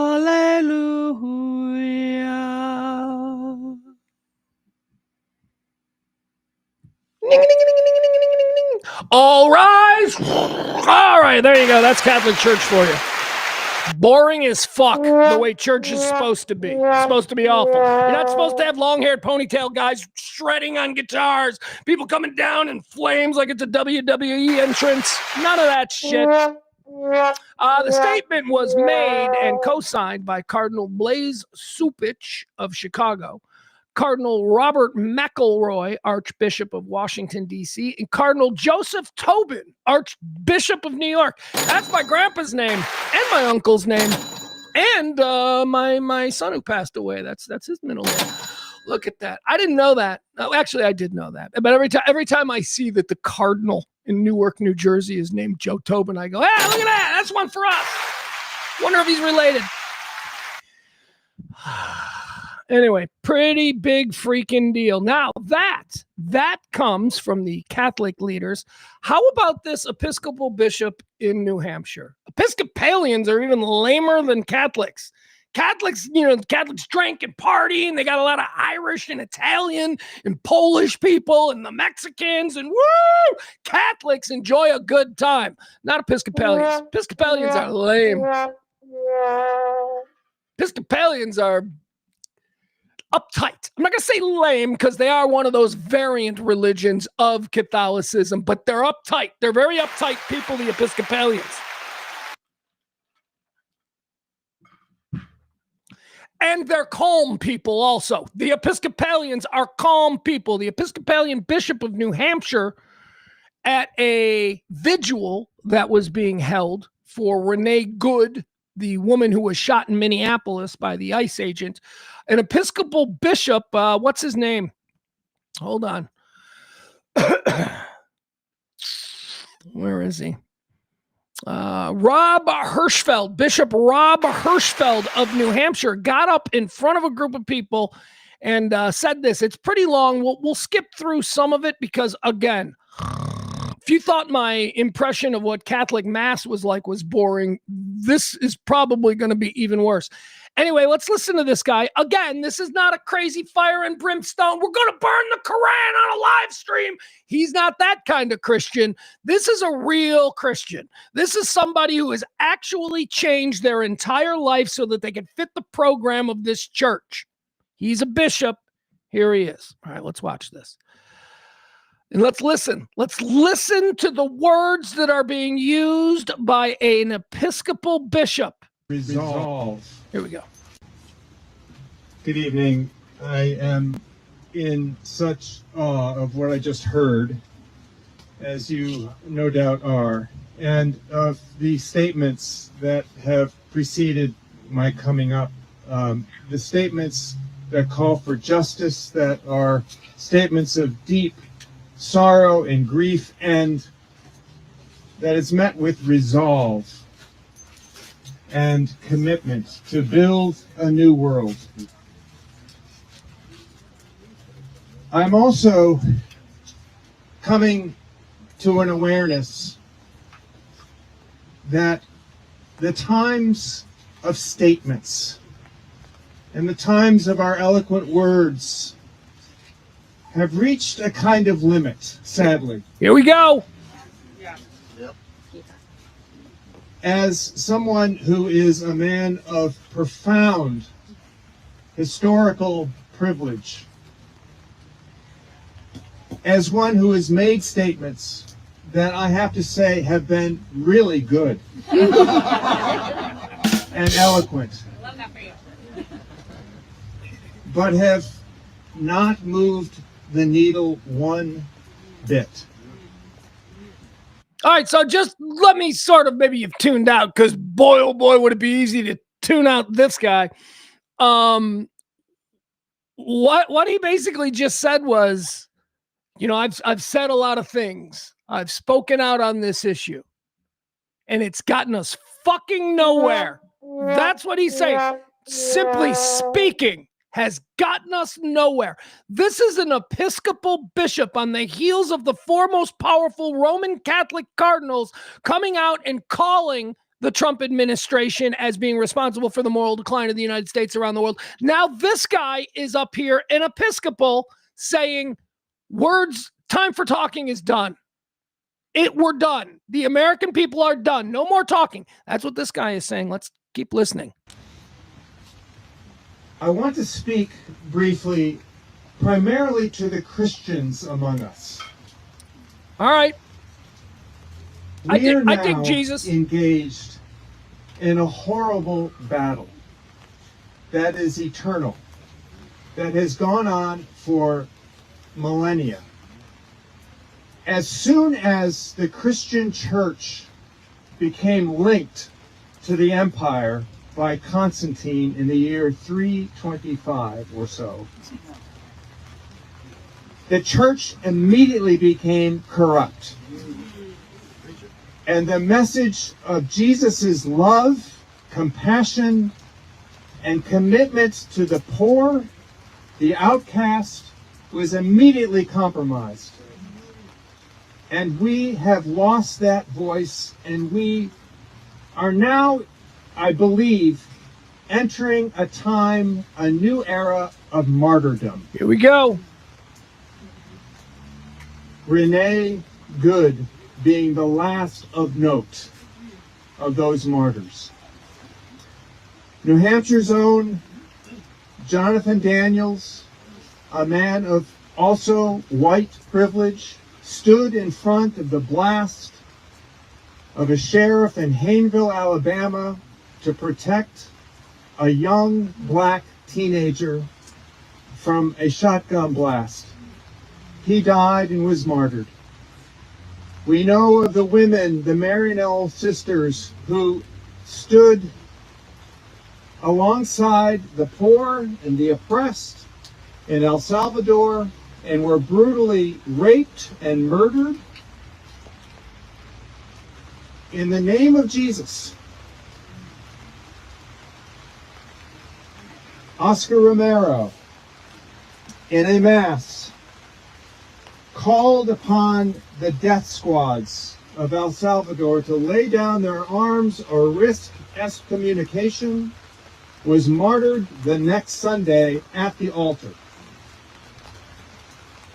I have told the clergy of the Episcopal Diocese of New Hampshire that we may be entering into that same witness. And I've asked them to get their affairs in order, to make sure they have their wills written.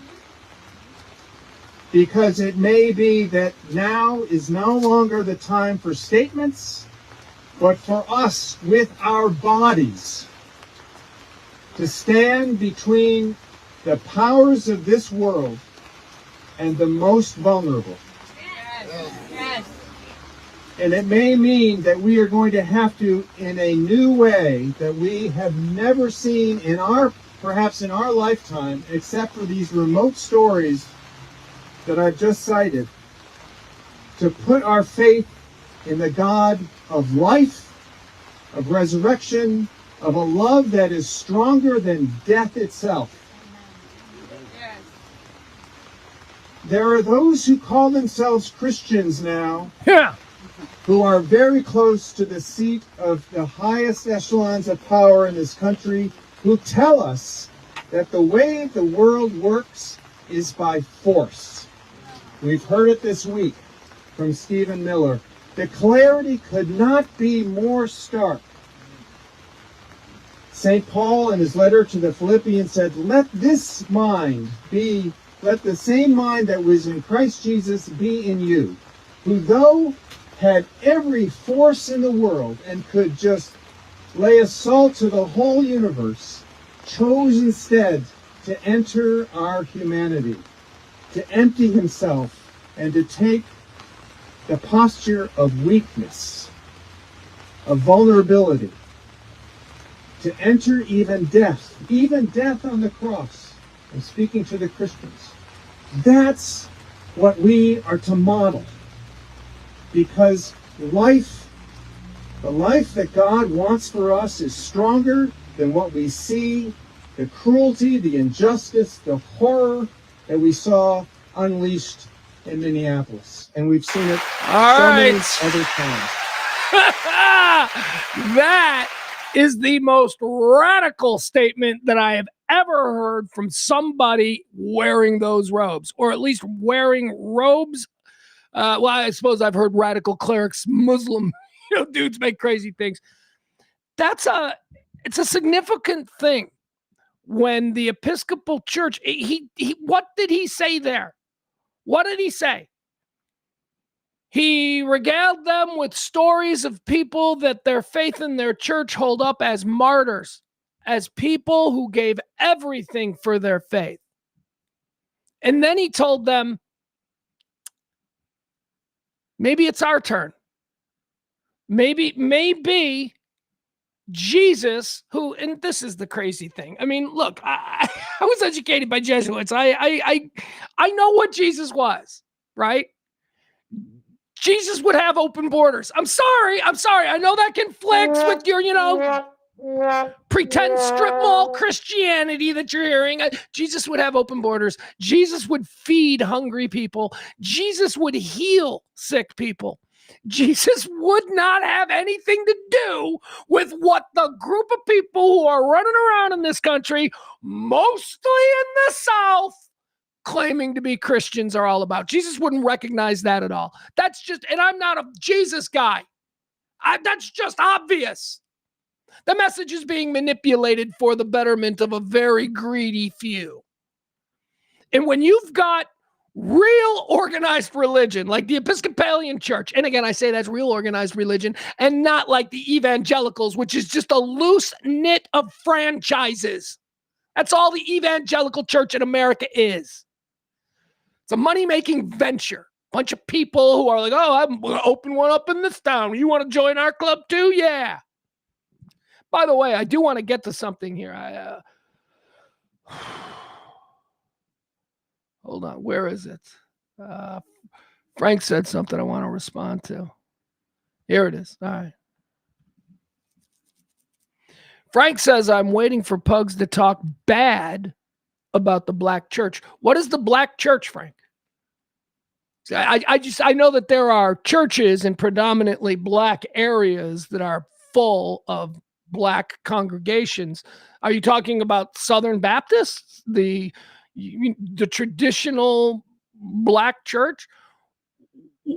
Why don't you talk bad about what do you have to say bad about them, Frank? The Church of Martin Luther King, the church.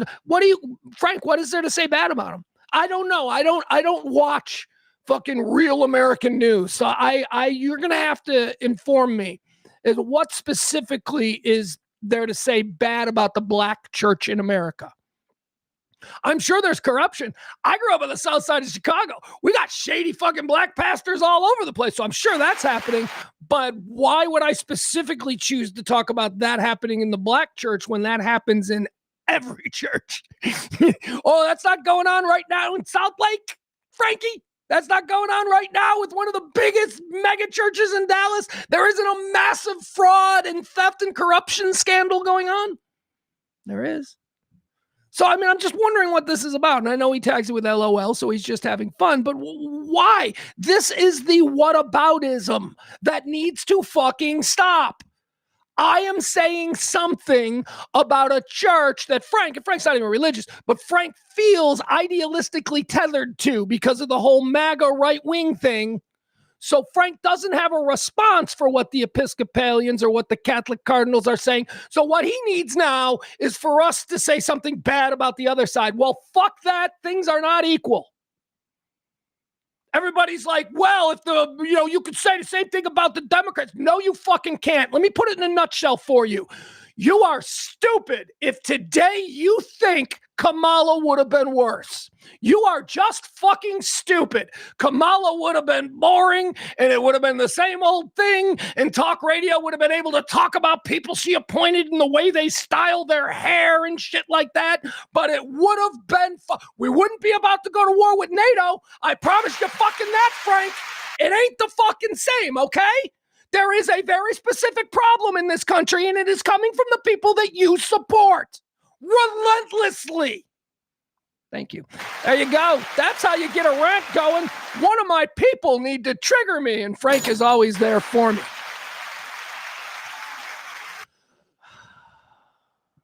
All right.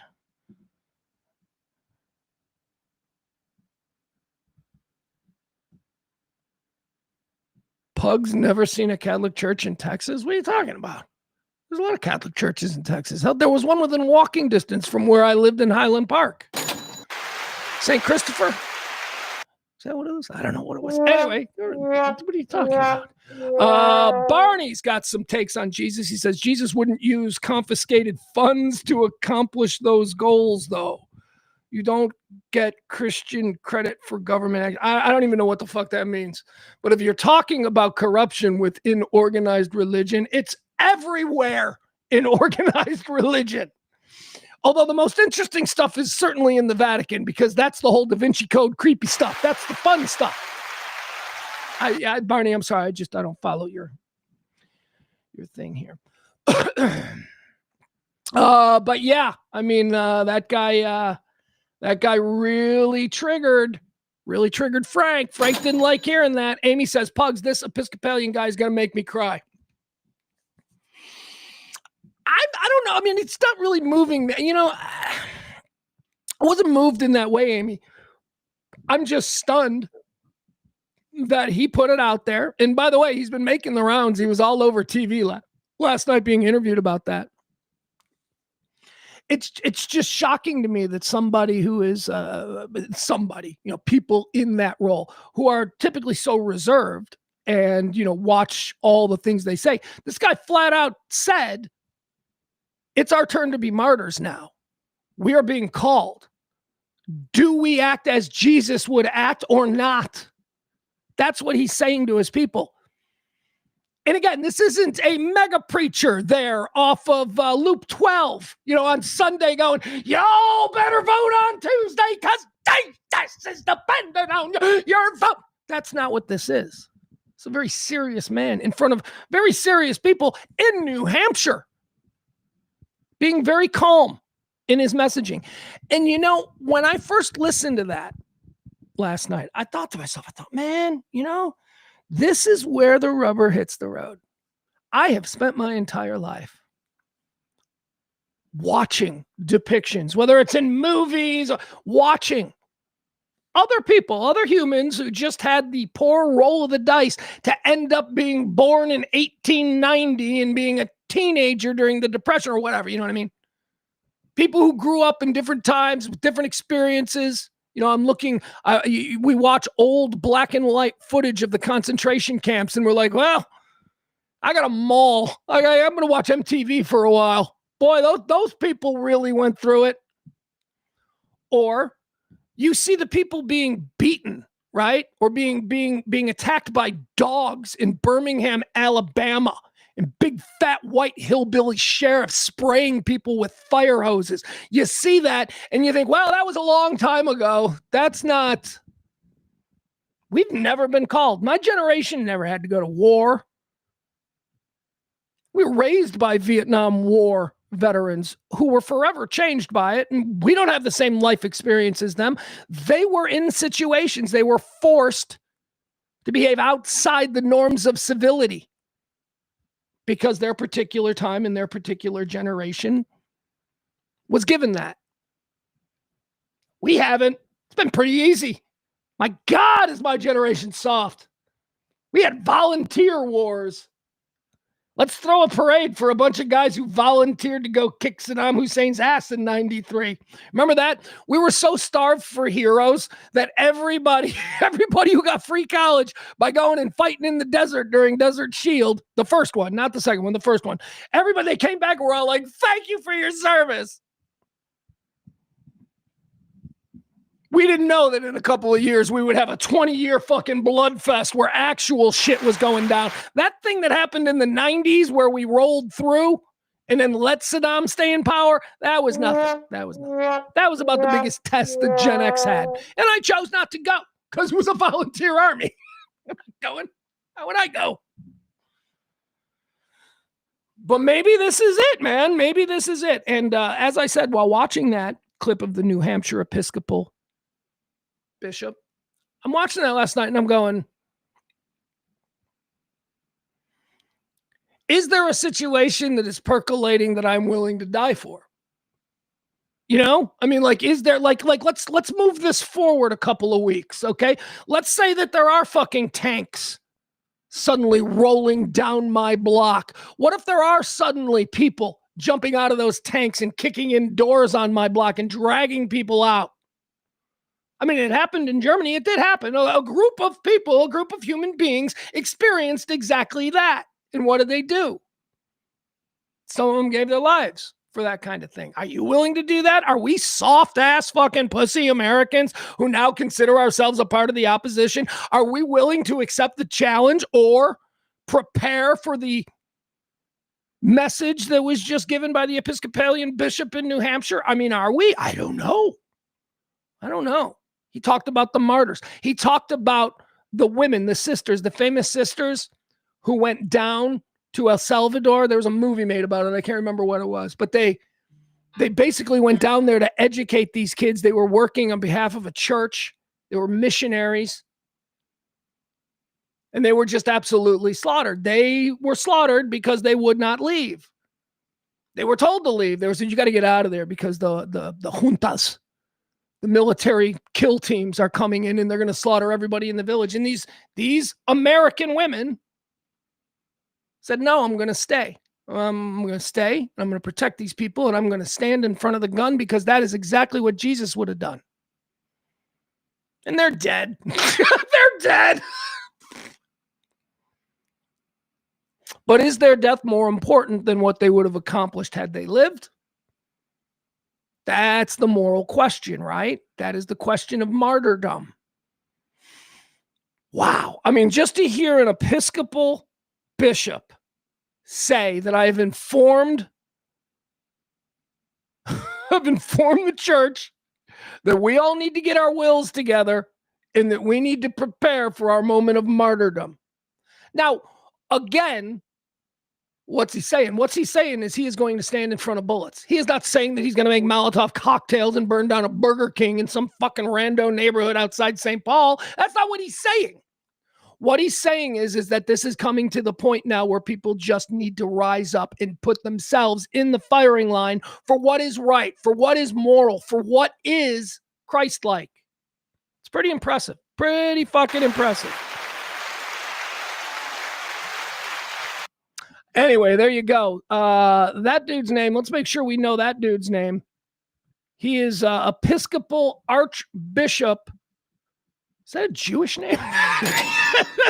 He's an Episcopalian bishop. He's the Bishop of New Hampshire. His name is Rob Hirschfeld. It sounds Jewish to me.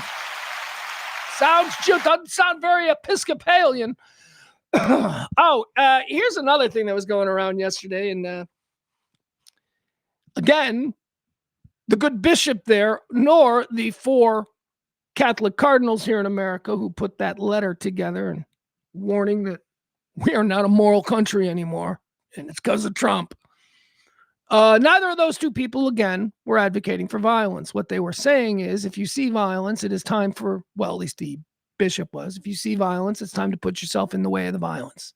Make them kill you for their means. That's what martyrdom is. I'm willing to die because this is right and you're wrong. So not violence. Again, not saying everybody start building Molotov cocktails. Everybody arm up. Because if they come into our neighborhood with guns, we're going to meet them with guns. Well, that's not what they're saying, but that is exactly what the Black Panthers are saying, and I've been telling you about the boom. We talked about the story last week, this big boom in recruitment offices all over America. The Black Panthers are now well-funded, and they are opening up recruitment offices in some cities, and this is funny, right next to American military recruitment centers. Yep. They're putting the fucking Black Panther sign up in neighborhoods, and they're saying, if you want to join our independent neighborhood militia, come on by, because you know what? It's legal in America, and you people on the right, you want this. You people on the right want this. So here's what's happening across America. Here's another story. About face. This is a Uso. Panther, and this is a What are we here for? This is a Panther induction ceremony that happened just this past. About face. All right, I don't need to Uso. say any more of that bullshit. I know. That's MAGA. Thanks, MAGA. Thanks, MAGA. Now we got that going on in our neighborhoods. Frank's still shit posting. What did Frank just say? All right, I don't even know what this is in reference to, but let's put it up there because I like the way Frank triggers me. He says, I'm watching affluent, liberal, educated women. Boy, the hatred. Just look at the hatred that Frank has. The unnecessary, inexplainable hatred. Affluent, that's a problem for Frank, obviously. Liberal, a problem. Educated women, big problem for Frank. Like, why is that a pejorative? What, Frank, why is educated women? Why is that negative to you? Because I promise you, everything you're about to say here is negative.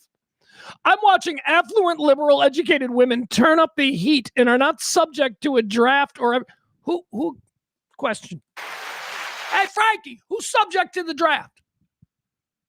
We got a draft? Shut the fuck up. What are you fucking talking about? You make the dumbest arguments, dude. You make these arguments that are just, okay. I'm watching affluent, liberal, educated women turn up the heat and are not subject to a draft or ever having to suffer the consequences of kinetic action. What the fuck, Frank? I don't even know what. Does someone in the chat room want to try and explain what the fuck that is? Frank, you couldn't handle childbirth. Let's just put it that way, tough guy. You could not fucking handle kinetic action. Maddie says, as an affluent, liberal, educated woman, I'd like to point out, no one. There you go. Thank you, Maddie. But that's okay. Right-wing arguments do not need to make any sense. They just need to have pejoratives for people they hate. And then some like weird, confusing phrase that nobody fucking normal uses. Like what Frank said there about kinetic action. What the fuck? What do you mean? Women are not subject to the draft or ever having to suffer the consequences of kinetic action. Frank, just stop drinking the right-wing Kool-Aid, dude. It is so unbecoming. Fuck. I don't even know what that means. What are you saying? Why are you fueled to just out of nowhere start screaming at liberal women? Is this something that I missed in the chat room that started? Is that not pertain to something that we've talked about here? Yes, Amy, that's right. Ooh, the educated women. Can't have educated women. My chick game is really basic. I'm not good at it. I can't have educated women. I can't. What is the problem with, again, why is that a negative? I don't get it.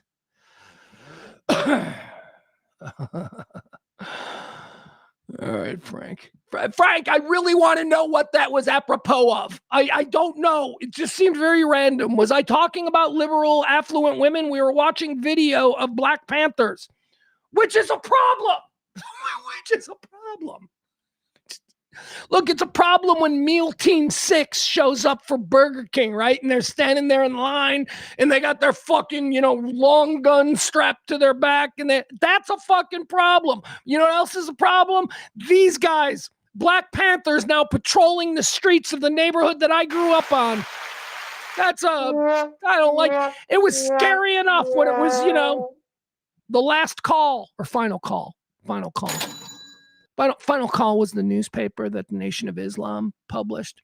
And all over the South Side, they would have Nation of Islam dudes, which were very clean, very well-kempt, always tall, always intimidating black dudes in their early 20s standing on the street corners. You know, the Nation of Islam uniform, the bow tie and all that, it's a good look. It's a scary look. If you're a white dude like me, it's a fucking scary look.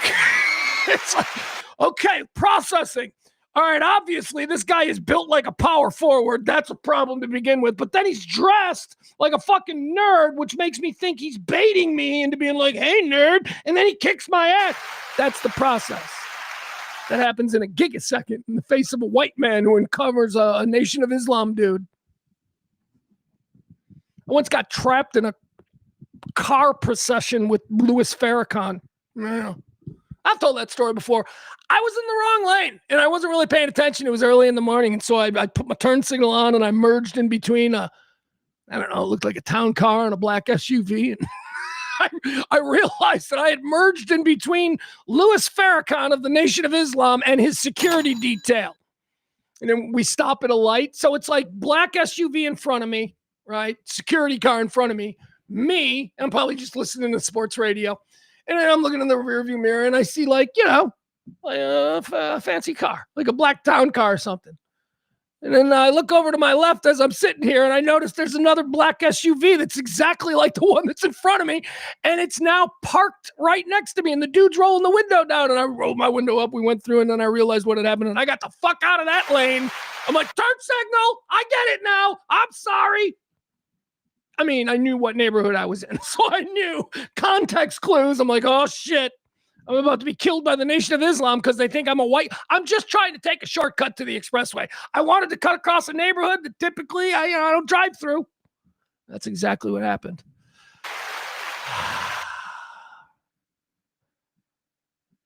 Women. All right, here we go, Frankie. Frankie's into it now. Hold on. Let's see. Frankie's giving me some responses. Let's see what more we got here. All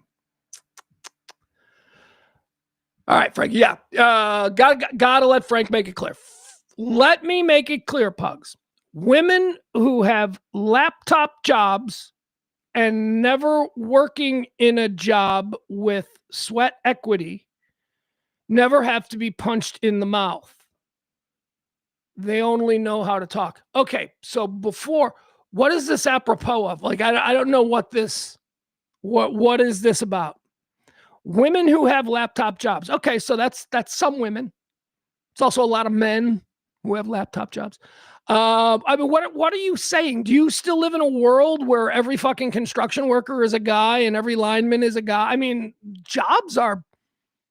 there's pretty much diversity of gender in just about every job. I don't know what you're talking about. That seems like a very archaic way of looking at the two genders, certainly traditional, but maybe you ought to step into, I don't know, at least into the 1990s. I don't know what that is. All right, I see. Maddie's going after him.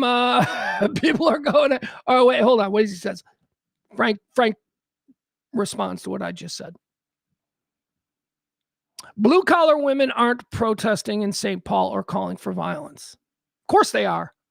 What do you think that those women with the purple hair and the wide watch bands, do you think that they're not baristas and waitresses and fucking nurses and shit like that?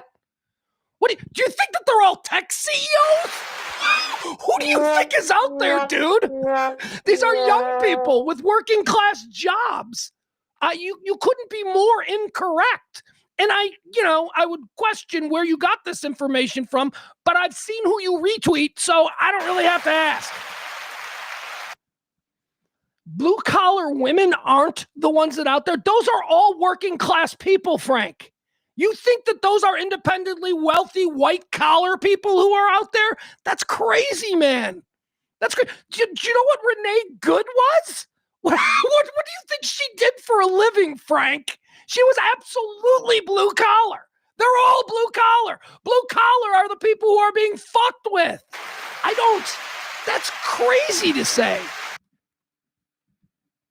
That's crazy. That's wait, and now Frank says because blue collar work. Hold on. You're just taking the whole big. Blue collar workers have to work the overnight shift. Well, in blue collar jobs, yeah, there's an overnight shift. There's also a daytime shift and an evening shift. I don't understand that. What do you mean? Not all blue collar workers work the overnight. That is really, man. And you know what? Okay. It's over, Frank. I'm gonna let Maddie have the last word because she's absolutely right. This is the most regressive, bizarre take I've ever witnessed. But we love Frank because Frank is our guy. All right, let's keep going. Let's see here. We got the New Hampshire bishop. What else do we have? All right. Yeah, let's do this. You know what? Let's do this after a quick break. I'm going to go to the bathroom again, and then we're going to come back and we're going to watch some new video of someone being arrested by ICE. Oh, yeah, here we go. More video of someone being arrested and not handled cool at all. And it turns out that this was another mistake. This is another mistake. Oops. But I'm going to tell you why. And you're not going to hear this from anybody, but we're going to do a little deep dive, a little bit more of a research into why this particular situation where they dragged an old guy out of his house in his boxer shorts through a foot of snow in front of his grandkids while they were singing karaoke. Yeah, that's the story. I'm going to tell you why this wasn't just a mistake, but it's another indication of the rampant stupidity and lack of an understanding of history that this administration is just doing every fucking day. Every day. Every day it's another thing where you're like, does this guy not know the history of this? All right, we'll take a break. We'll come back. I got to pee. But man, oh man, wait till you see what I got next.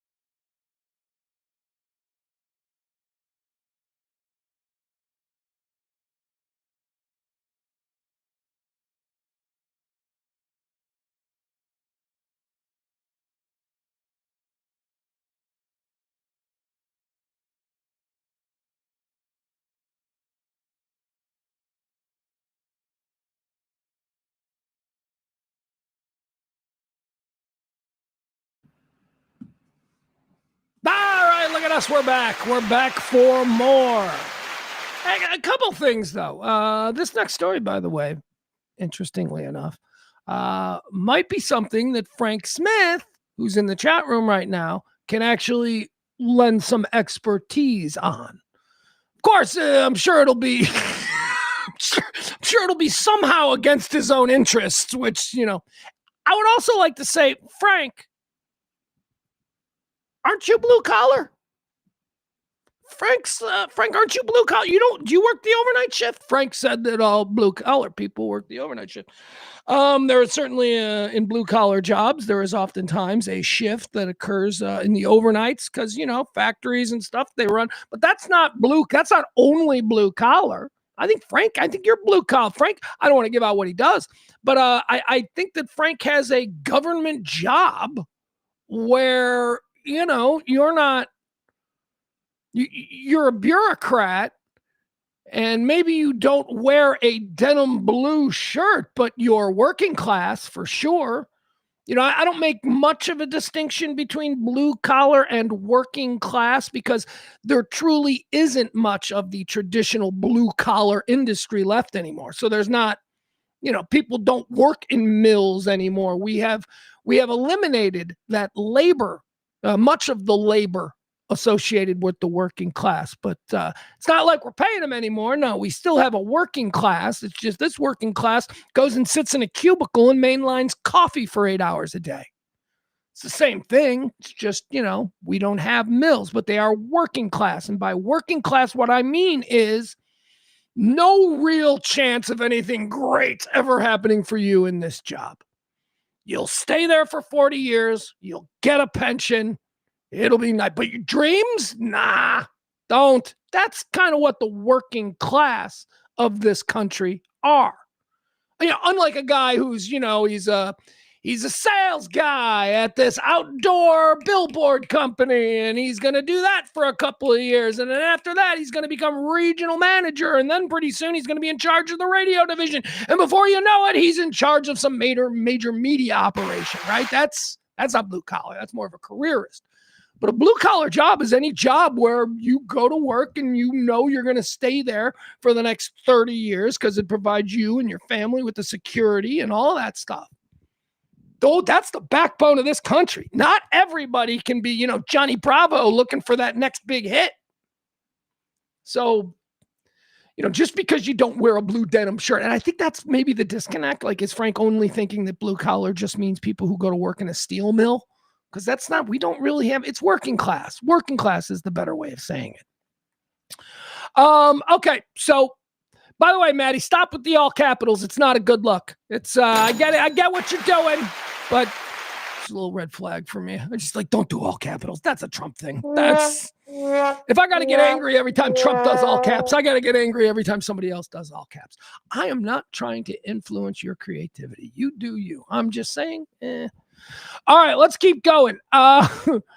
So over there in Minnesota over the weekend, there was another very ugly situation that concerned a dude. He wasn't born here. He's an American citizen. He wasn't born here. He's been an American citizen since 1992. But ICE, with their masks and their big guns, they went to the house. They kicked it in. Everybody in the house ran. And this guy ran to a bedroom. To which I've seen a lot of people, say, well, why did he run? Because dudes with guns just kicked in the front fucking door, and this dude is from a country where that's never a good sign. And now he's in this country, and it's happening again. So they dragged him out of there, and he was babysitting his grandkids, which is really upsetting to me because this guy's like a year younger than me. Actually, I think he's the same age, but whatever. Very upsetting. It's like they dragged their grandpa out. I mean, obviously the left or whatever that side is, they're going to try and make it seem even worse. I'm looking at the guy. I'm like, he's not a grandpa. He's like me. He's like a dude like me. He's just a dude. We ain't grandpa. Don't put us in the grandpa box yet. Some of us may, in fact, be grandpas, but don't put us in the grandpa box yet. You got to be at least 60 to be in the grandpa box, I think. We got year. We got time. Anyway. So they dragged this dude out. Again, well, let's watch the video. Okay, here we go. And the reason I said I'm going to need Frank, although I don't know how Frank can help me on this, because I believe this is Frank's ethnicity. I believe this is what Frank is. Did we lose Frank? I think we lost Frank. I think Frank ran off. All right. So this guy is here legally because of a number of actions taken by the U.S. government over the years after we pulled out of Vietnam. This guy is a Myung. I believe that's how you pronounce it. Myung. HMONG. Been here since 1992. He's a Myong. I said Vietnam. He's from Laos. These are Laotians. These are Laotians who, when the United States decided that they weren't going to try anymore, Adam is like, is Frank Myong? I think maybe there's a chance. Frank's maybe Cambodian or Vietnamese or something like that. His mom is. I think Frank might be that wonderful all-American story of, a war bride and, holy shit, is Frank an anchor baby? Oh my God. Wait a second. Holy crap. Frank might be an anchor baby. Anyway, I don't know any of this. I just, over the years I've known Frank and I think I put some of this together. Anyway. It's pronounced Hmong. Adam, is that what you're saying? All right. Yeah, Hmong. Because the H, I'm guessing the H is silent, or at least, influences in a different way. So let's call it that. So what were the Hmong? And why are they here? And why do we need to keep our fucking hands off of them? Okay? You go around, you get whoever you want. This is, again, what I'm saying. This guy is not a wanted criminal. This is just a guy who somebody said, hey, there's a bunch of Chinamen living in that house there. We ought to go kick that door in. So they dragged Grandpa out in the snow in his underwear from a karaoke game with his grandkids because, well, why not? Let's just do it. Throw him in the back. We'll get the numbers up. Trump will love that. He's just going to be a statistic. And then we got to cut him loose. But that's okay. The numbers say we made this many arrests, and that's all the president cares about. The Hmong. The Hmong are in this country for 3 different acts of the United States Congress. 3 times their presence in this country has been fucking codified. And I don't think Trump has the slightest fucking clue as to why that is. The young people are in this country because when we suddenly decided that we were going to pull out of Vietnam, when we decided, you know what, this is unwinnable. Let's just go home. When the United States made that decision, we left a whole bunch of people who had been working on our side. We left them. We're just like, oh, sorry. Hey, the North Vietnamese are coming. They're going to be here in a while. We got to get the fuck out. I don't know, talk to them or something. All right, bye. That's what we did to the young people. They worked. They fought for us. Let me give you this story. So, like I said, 3 different acts of Congress in 3 different eras, the early 1970s, once again in the early 80s, and then again in the mid-90s. These people were codified as American citizens. Why? Because we wanted to make sure that we kept our fucking hands off these people who put their lives on the line in Vietnam for American soldiers. That's who the Hmong people are. That's who this guy is. Let me show you the video. Here you go. And this is why this shit is so fucking disgusting. Okay? Because the president doesn't give a shit about what he does to people who have given things to this country that the Trump family never has. Here we go. Watch this from the beginning. Really? You are disgusting! Neighbors shouted as ICE agents walked a shirtless grandfather out of his home while wind chills hit double digits below zero. Federal authorities confirmed that was not the person they were looking for. They said that U.S. citizen matched the suspect's description. Derek James tells us. Hey. Could happen to anybody, man. Hey, look, all Chinamen look the same, right? Right? What were you looking for? We were looking for somebody who looked like him. Oh, what did the person? Why you went in real serious? What did the person you were looking for that looked like him? What did that person do? I don't know. Fucking pedophile. Let's go with that. Yes, that's what they went with. They're like, we were looking for pedophiles and we accidentally got this guy. So don't be mad because our intent was to find pedophiles. Now, I wish to God I could believe that statement. But again, can't believe a goddamn thing that comes officially from this administration, whether it's on the boots level, on the fucking ground in Minneapolis, or straight from the Oval Office. It's all a fucking lie. They went into this door. This was a last minute thing. This is now being widely reported. They got a tip that there were people here. They decided to roll the dice and they shit the fucking bed again. Bad optics, horrible move to somebody who, again, hands off the young people. Oh, I know they don't look like us and it's real tempting to fuck their shit up. But hands off. 3 different acts of Congress by 3 different Congresses have, because we thought we needed to keep reminding people that these people really gave it all for us. So let's leave them alone. But no, let's fucking embarrass this old man. Old man, Jesus, like I said, he's only my age. All right, let's keep watching. Why DHS says they had to detain him and how the family is responding.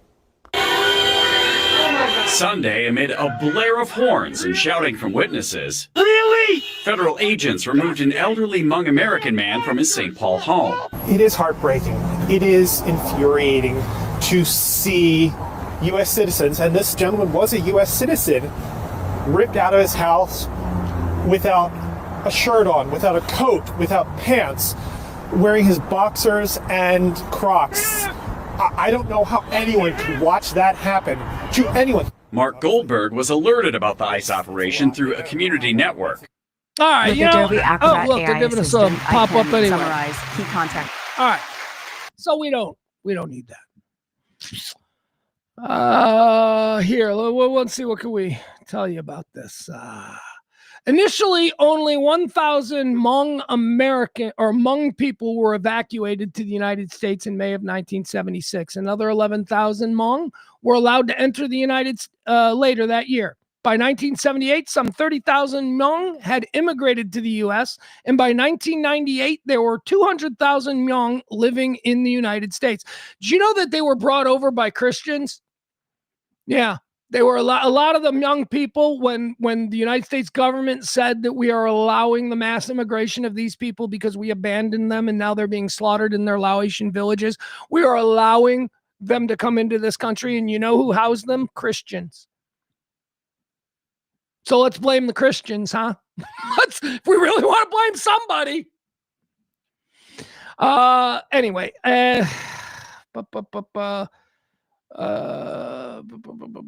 the first wave of Hmong to come into the country were made up primarily of men directly associated with General Vang Pao's secret army, which had been aligned with the U.S. war efforts during the Vietnam War. Vang Pao's secret army, which was subsidized by U.S. Central Intelligence, fought mostly along the Ho Chi Minh Trail, where his forces sought to disrupt North Vietnamese weapons supplies in efforts to stop Communist Viet Cong rebel forces. Ethnic Laotian and Hmong veterans and their families, led by Colonel Wang Yi Vang, formed the Lao Veterans Association of America in the aftermath. Initially, the Hmong Refugee Act of 1980 is the thing that really codifies it. But here, how about this? Again, here's a little something. I watched some of this last night. Thought this was interesting. You know, I love my documentaries. Here, check this out. Just a little bit more, just a little bit for us to know. Let's watch and understand why we need to use a velvet glove and not a shit fucking sledgehammer when we're getting these people out. Because we took a guy who is a legal American citizen, who is in this country because his parents, and yeah, it would have been his parents, because his parents fought for us, and then we abandoned them. And that's how we treated them. Let's watch this. Just a little bit, not all of it. There is a man who lives in the north.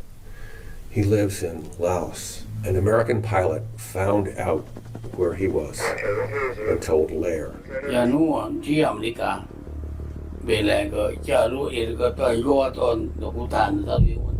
largest helicopter anybody had ever seen, 50 feet long. And so they met. Lair was very tactful. asked a question, what are you going to do? And Vang Pao launched in a soliloquy. Vang Pao not only wanted to protect his own country, not only wanted to help his people, but he was ambitious himself. It was extremely important for Lair, who was a very subtle operative, to find out what the other side had wanted. He wanted it to come from Vang Pao. He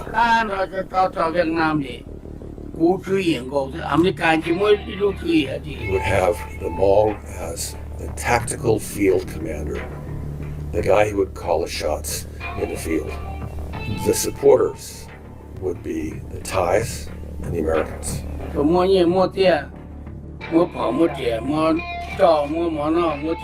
And he and Lair remembered it almost exactly the same word for word 50 years later. These are our hills. These are our mountains. However, the enemy has come. If you give us arms, we will fight them. If not, we will flee.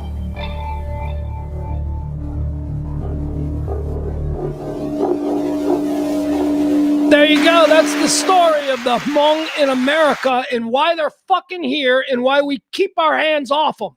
Because during the Vietnam War, we fed them into the wood chipper and then abandoned them. We told them they're the ones, we always say this when we have problems around the world. We say, well, why don't you people just defend your own land? Well, they did. These are the people who did. And they fought tooth and nail for years and years.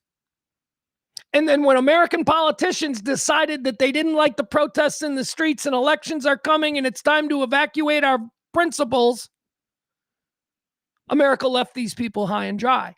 The North Vietnamese swept in, began slaughtering them. So yeah, we decided, because I guess in the 1970s, there was still some semblance of morality in our leadership. We decided in that moment that we needed to go and we needed to get these people, and we needed to get the Christian churches all across America involved. We needed to house these people because we abandoned them. It was wrong. And now we need to make them American citizens because they fought for us, even though our war was misguided. That's why we don't do what we did to that guy in Minneapolis. That's why people are so fucking pissed off about all of this, because we're not using a velvet glove. We're using a shit fucking sledgehammer. And it's a bad look for a country that is supposed to be the moral compass of the world. All right, let's move on. We did him. Let's see. What else do we got? We saw that video. Okay, so the Greenland shit. Here, I saw this video. I thought this was interesting. This is a random, apparently, guy on the street. This is a Greenlandian. There's only like 60,000 of them. They're like, there's not many. I'm like, who lives in Greenland? Like, in my mind, the people who live in Greenland are all like university researchers and shit, Like, are there people like, we've lived in Greenland now for 500 years. What do you do? Like, what kind of a job do you have? We shear sheep. Where are the sheep? I mean, I guess I just don't know anything about Greenland. But we're going to meet a guy from Greenland here. And it's pretty eye-opening. He got to be honest with you, he seems pretty cool. Not at all as Eskimo-ish as I had assumed maybe someone from Greenland might be. I don't know what people from Greenland are. Here's what I know. I've been to Iceland, and apparently they're not the same at all, even though they are. I went to Iceland, and Iceland has an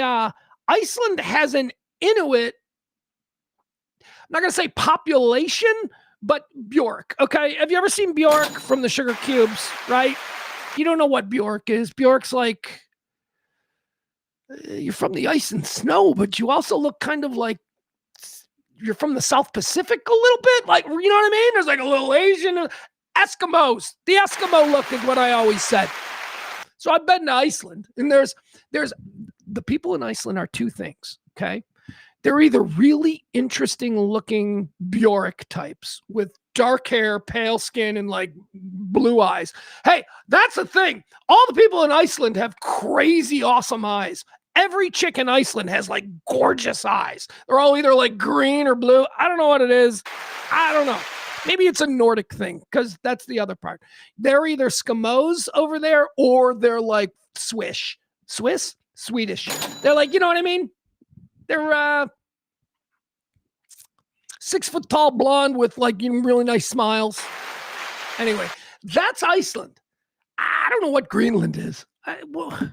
Do they have any like ancestral people? Like, does Iceland have any ancestral people other than Vikings? I mean, I thought Iceland was founded by Vikings around about the year 10 or 11 or something like that. Floki, right? The story of Floki the Viking and Iceland and all that. But were there people already there? Like, were there already like ancient Chinese sailors who would, I don't know what the fuck is going on with Iceland. And I sure as shit don't know what's going on with Greenland. But here's an average guy on the street in Greenland. Well, he's talking about the whole Trump thing. All right, first of all, look at him. Look at him. Okay, so I told you it's from Greenland. If you were to just like frame this guy and say, where's this guy from? You'd be like, I don't know, Boston, maybe? Totally, way more normal than I expected for Greenland. I mean, I thought this guy, I wouldn't expect this guy in Alaska. This guy looks way too sophisticated and educated for Greenland, I guess is my point. Now let's get off on the accent. I don't know what kind of accent this is, but let's listen to what he has to say. This is, again, a man on the street in Greenland, and they speak English? Well, now I know why Trump's so interested. They speak English. Everybody in Iceland speaks English, but I think there's an Icelandic language, because there are fucking some road signs that would make your head explode. Dude, in Iceland, they got letters like from a Martian alphabet. I have no idea. What is that, like medieval English? What kind of a letter is that? So I don't know. I guess they speak English in Greenland, or at the very least, this citizen of Greenland speaks English. Let's hear what he has to say about Trump. It's queer. He's odd. He's out of his mind, really. He's losing his mind. Well, he lost a long time ago. Fuck, look at that. Why do we want that? We have that. It's called Wisconsin. Seriously, what? Minerals. That's it. Minerals. I don't know what kind of minerals. Is it a mineral? Well, it's a mineral that we've never needed before. Okay. All right. So it's a new mineral. Like when we all suddenly decided that the batteries that we use for our cell phones are the most precious metal or mineral in the world. Okay, I get it. It's a new mineral. What does this mineral do? It's what AI eats. Oh, okay. Oh, now I get it. Wait, AI eats? Yeah, it eats this mineral that can only be found in Greenland. So we need Greenland so that we can feed our AI. Yeah, I don't really know what's happening in the world. I hear little bits and pieces, and I try to put it all together. Look at Greenland, though. I don't want to be here. You want to know why I don't want to be here? I don't see a beer sign anywhere. What, darn a pub? We're looking down. We're looking the whole, what is this? I got to imagine Main Street, Greenland, right? This is Broadway. This is what you get in Greenland. I don't see one beer sign in a window. I don't see a pub. I don't see a restaurant. Who's this guy? A lot of white people. That's probably another reason Trump likes it. A lot of white people. The whitest of people. And ironically, it's in a place called Greenland. You'd think they'd be green. All right.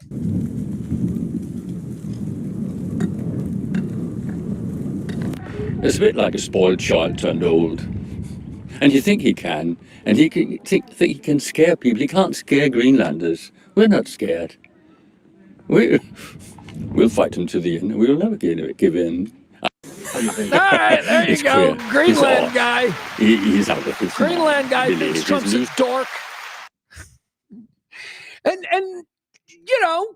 of course he thinks he's a dork. You know why? Because Greenland guy seemed pretty normal. Did he not?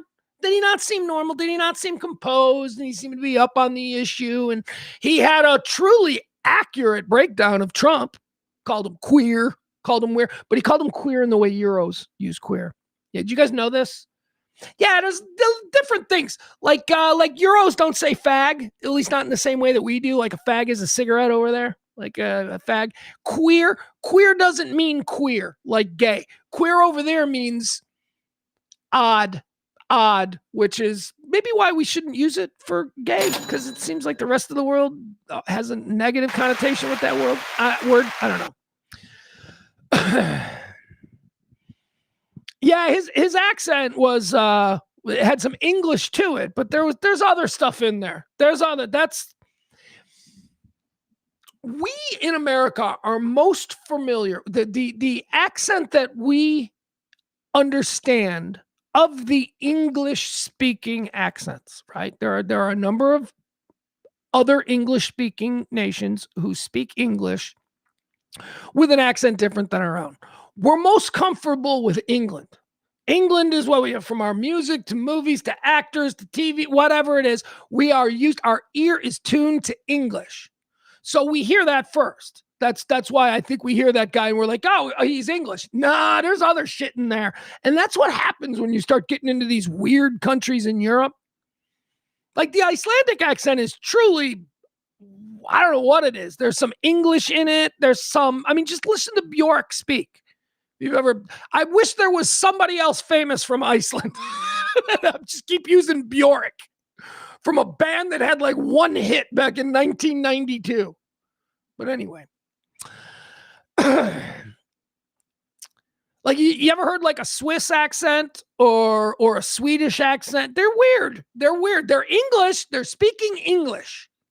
And I know that they also have their own language. But when they speak English, it's there's a little bit of English in there. There's a little bit of... Anyway. Yeah. Yeah, she's right. Amy says... an English accent diluted with something. Probably from living in Greenland. Yeah, that's probably what we're dealing with. That is probably it. All right, let's look at this. I don't want to do the New York Times story. $1.5 billion is what the New York Times is saying that Trump has pocketed over the last year. I'm just too tired. I just can't. 1.4 billion. Trump pocketed at least 1.4 billion in the past year. Shocking New York Times editorial reveals. Just go ahead, look it up on your own. I can't. He's doing it right out in the open. We're talking about it. Maybe this is the problem. Like me, I should be ranting on this. I should be like, my God, can we account for how this guy is making money while he's supposed to be serving us as president of the United States instead of just acting like a fucking bull in a china shop? Dragging Vietnam War heroes through the fucking snow like a bully? He made him $1.4 billion last year. Just being Trump. President Donald Trump has never been a man to ask what he can do for his country. In his second term, as in his first, he is again instead testing the limits of what his country can do for him. He has poured his energy and creativity into the exploitation of the presidency, into finding out just how much money people, corporations, and other nations are willing to put into his pockets in the hopes of bending the power of the government to service their interests. That is all you need to fucking know. That was really well written. Well, the New York Times, right? I mean, I guess, they pay the best. So they got the best and most alliterative writers. That was good. Let's take a look at this. This is adult literacy rates in the United States. This is basically a fancy way of saying, where are the stupid motherfuckers? All right, let's look at this. No surprise. It's all the stupid fucking states. You know what the stupid states are. All right, here you go. All right, here you go. All right, what are we looking at here? The literacy rates. All right, first I like to check my places, right? Chicago and Dallas. All right, Chicago. Well, that's weird. We're green. Yeah, because we're fucking super proficient. That's right. Green. So where the most educated, smartest fucking people are, it's green. Chicago, Madison, Wisconsin. Twin Cities more literate people. New York, East Coast, Ivy League, all of that. Some California. Dallas, let's go. Dallas not proficient, but Dallas is in the next best color. Houston is in the next best color. All right, so the lighter the color, the stupider the fuckers there are. So that's what we're looking at here. The darker the color, the smarter, the better educated, the more literate people are. All right, so, man, look at Alaska. But I can't imagine there's anybody living here. There's like 3 people that live in this whole area, and they're dumb as fuck, and that's why it's white. South Florida, Miami, so the darkers are good. Yeah, this area here is the problem, though, if I'm being honest. This rural America, the most illiterate part of the country. The stupidest fucking people, except when you get to the big cities. When you get to the big cities in rural America, the urban centers where a bunch of people are forced to live amongst each other and get along on a daily basis, that's where you've got smart people. I wonder what that's fucking about. So congratulations, Chicago and Dallas. At least we're literate in the eyes of whatever the fuck that was. All right, so I want to show you guys this. We showed yesterday. So how do I explain this? This is why I need your help. This is why I need your support. And I'm not talking about why I need financial support, although we do need financial support. This show runs on your tips, and it's done that for 4 years. This kind of talk radio, the kind of talk radio that you're not allowed to hear on real radio, because that's all right-wing bullshit, well provided for by political action committees and all of these groups that fund companies like Westwood One and Cumulus, and that's what's going on, just so you know. So we do this kind of talk. We do the kind of talk that nobody is telling me what to say. I am genuinely speaking to you as a normal fucking American who is not right-wing, who is not a libtard, just a normal fucking working class guy representing what I think are the values and moral foundation of the American working class. Hi. Hello. Of course, that is not a position that I think anybody's ever really gotten wealthy at. So I don't know what the ceiling is for this little play, but you know, typically if you want to have success and drive fancy cars and go on nice vacations and have your children respect you, you need to take money from bullshit groups in exchange for you echoing or amplifying whatever message they want to normalize. I don't do that, and I will never do that. And in recent weeks, I've decided to take the fucking governor off and just be me. And I'm angry. I'm angry about where we sit as a country.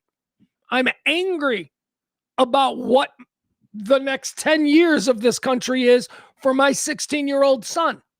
I'm angry at the absolute lack of logic and decency and compassion and just everyday common sense that is no longer being utilized by us. We're not. We're all just accepting. We're all just, yeah, that's terrible. Everything's a fucking TV show. You know why? You know why nothing is going to happen with this Minneapolis thing? It's all going to peter out. Nothing's going to happen because it's a TV show. And the rest of the country, oh, what's on the Minneapolis show today? They're not real people. Renee Good, Rachel Good, whatever. She's not a real person. Jonathan Ross, not a real ICE agent. They are characters in a TV show that we've been watching for 2 weeks. That's all. There is a disconnect between reality and what entertains us. And I'm sorry, but that's what Minneapolis has turned into. Nightly entertainment for the fucking radicalized. And I'm just done with it. And I don't have any answers. I don't have answers. It's not like I'm like, here's what we need to do. I don't fucking know.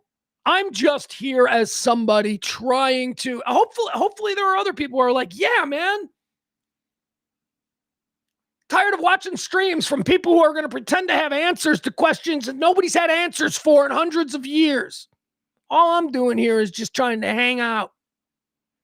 Just vent. But because of the way I've changed the style of this show over the last couple of weeks, being more politically critical, if you will, Because of that, I've started to, I've told you, man, it's like, man, it is not a good time to be an American who is leaning hard into their First Amendment right to speak truth to power. It's not a good time for that. I know, as a natural born American citizen, I'm supposed to have these 10 things listed in a bill, rights, some might call them. I have these things, and they are what protects me wherever I walk in this world, because I am a citizen of Rome. I am a citizen of the greatest society the world has ever known, the most powerful, to be sure. And I have these rights. I'm not so sure I do right now. I'm not so sure that we have people operating the levers that give much of a fuck about people's individual First Amendment rights. And they know. See, this is what I always tell you about why you don't fuck with cops in general. Cop pulls you over, even if it's for something that you can't imagine you did wrong. Cop pulls you over. It's yes, officer.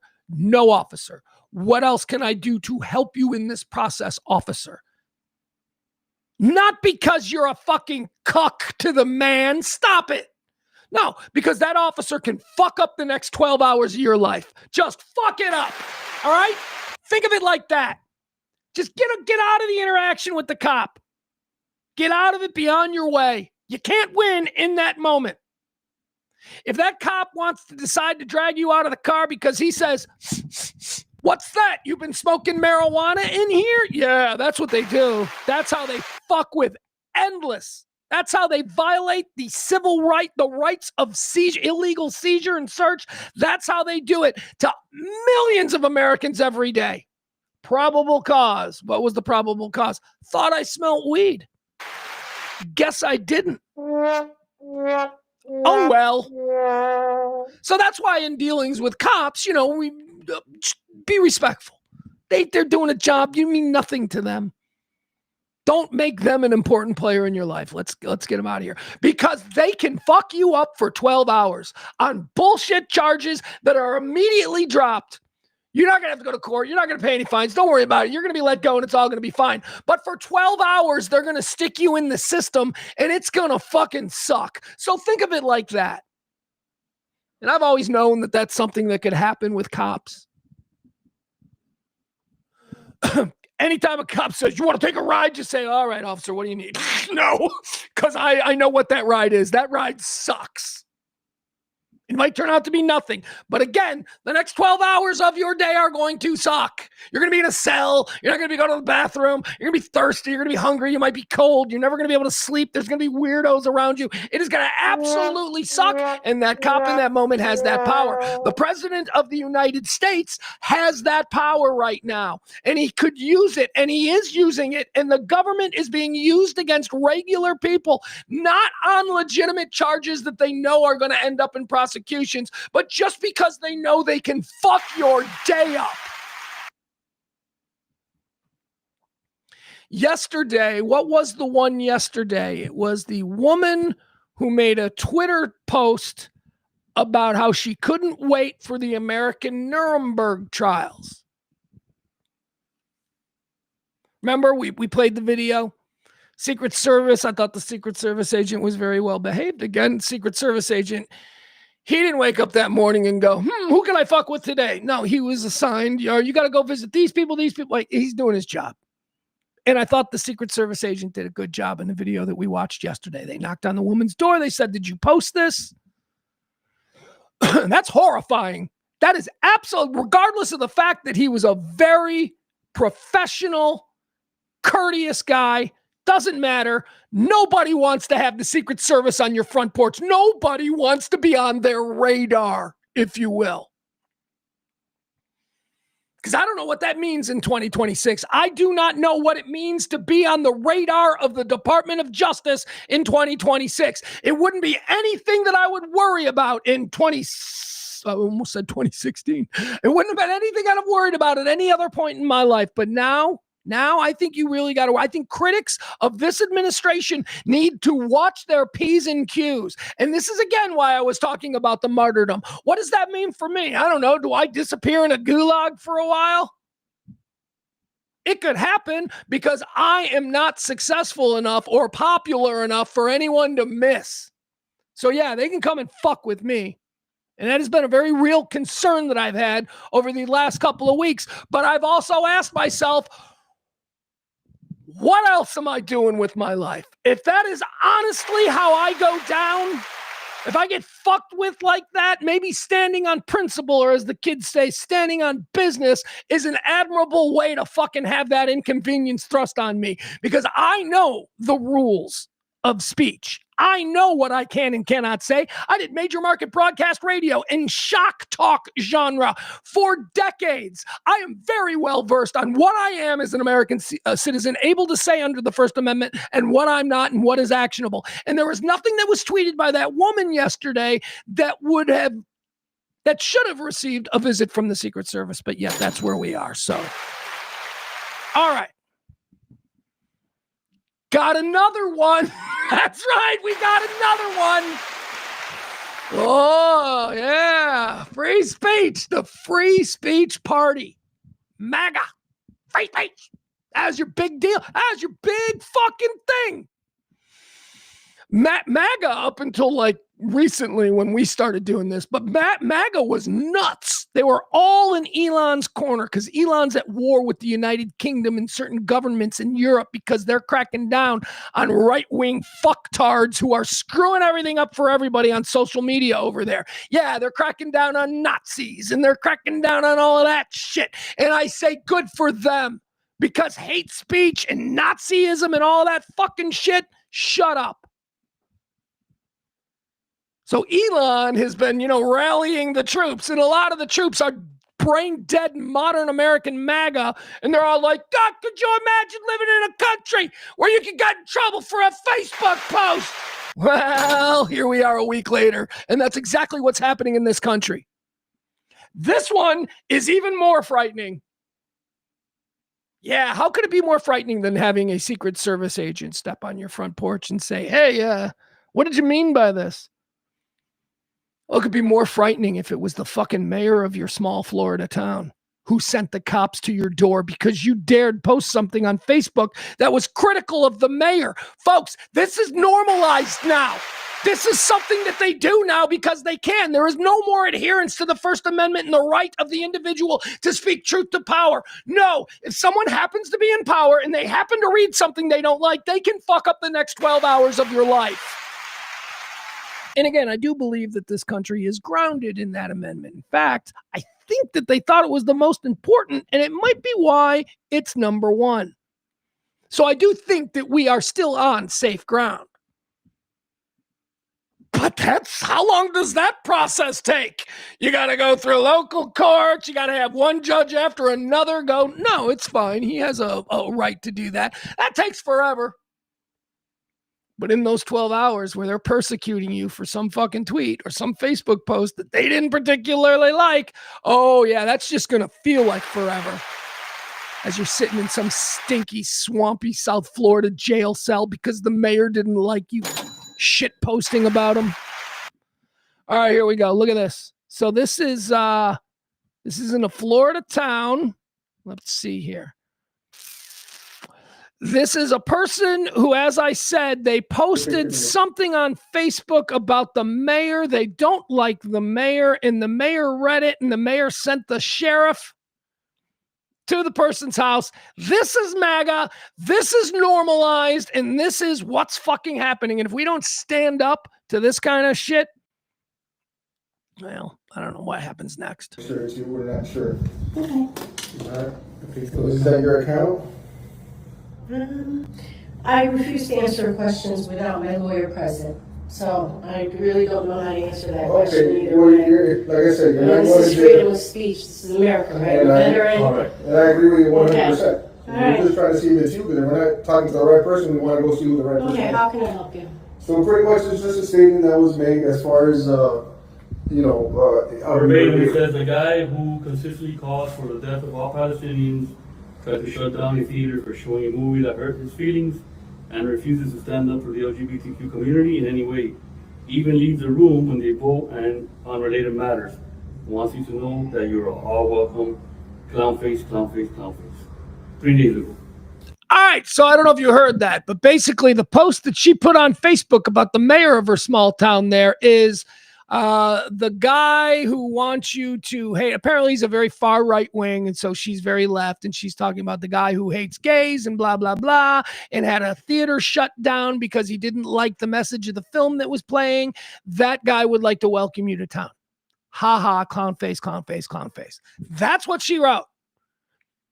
She basically said that, oh, hey, by the I guess maybe it was a subtweet of something the mayor put out, like, hey, welcome to sunny shittown Florida. And she subtweeted the guy who was against LGBTQ rights and who closed down a theater because he didn't like the content of the movie that was playing would like to welcome you to town. Clown face, emoji, emoji, emoji. That's it. That's why they're there. That's why these men with badges are in this woman's fucking foyer. You don't know if it was you? I'm not going to answer whether that's me or not. Okay. The concerning part, and not concerning for the person who's posting it, what we're just trying to prevent is somebody else getting agitated or agreeing with the statement. We're not saying it's true or not. Understood. That guy who consistently calls for the death of all Palestinians. All right, there you go. That's that. The guy who consists, so this is obviously the guy who consistently calls for the death of all Palestinians, fails to support LGBTQ rights, and had a theater closed because he didn't like the content, would like to welcome you to town. That's what she wrote. And that's why they're there. She did not, there was no call to action here. She's not being unnecessarily or needlessly provocative in her calls to violence. None of that is happening. None of the boxes that need to be checked. What she said was, this guy who calls for the death of Palestinians, and he probably has, because he's a right-wing Florida politician, he probably has. That's the problem. That she repeated, that she amplified a message that he is probably well branded with. So it's concerning. This guy, it's concerning. You're a fucking Nazi. You shouldn't have gone here, dude. This is your town. You're hassling citizens at the behest of some fucking mayor, and you're trying to present it like this is a reasonable visit. This is not reasonable, dumb fuck. Everybody's complicit, man. Everybody's complicit. Prevent somebody else getting agitated or agreeing with the statement. We're not saying it's true or not. Understood. That guy who consistently calls for the death of all Palestinians, that can probably incite somebody to do something. What do you mean? That can probably, the guy who consistently calls for the death of all Palestinians. And now he's concerned. She's echoing what he said. And now he's saying, well, that kind of rhetoric can probably cause. The mayor said it! It's the mayor who said it! It's the mayor who said it! She just went, remember when the mayor said? And now he's like, you can't be saying that because, people go get hurt. About it. Well, that's all we're here to talk about. And we wanted to get your side of it. Was you that posted that? I would think to refrain from posting things like that, because that could get something I appreciate your concern. I just want to be clear, the law enforcement authorities are telling her not to post stuff like that. Don't post stuff like that. Well, I don't give a fuck what you think I should post. You know what? I like to get fucking rip-roaring high and then just do whatever comes out.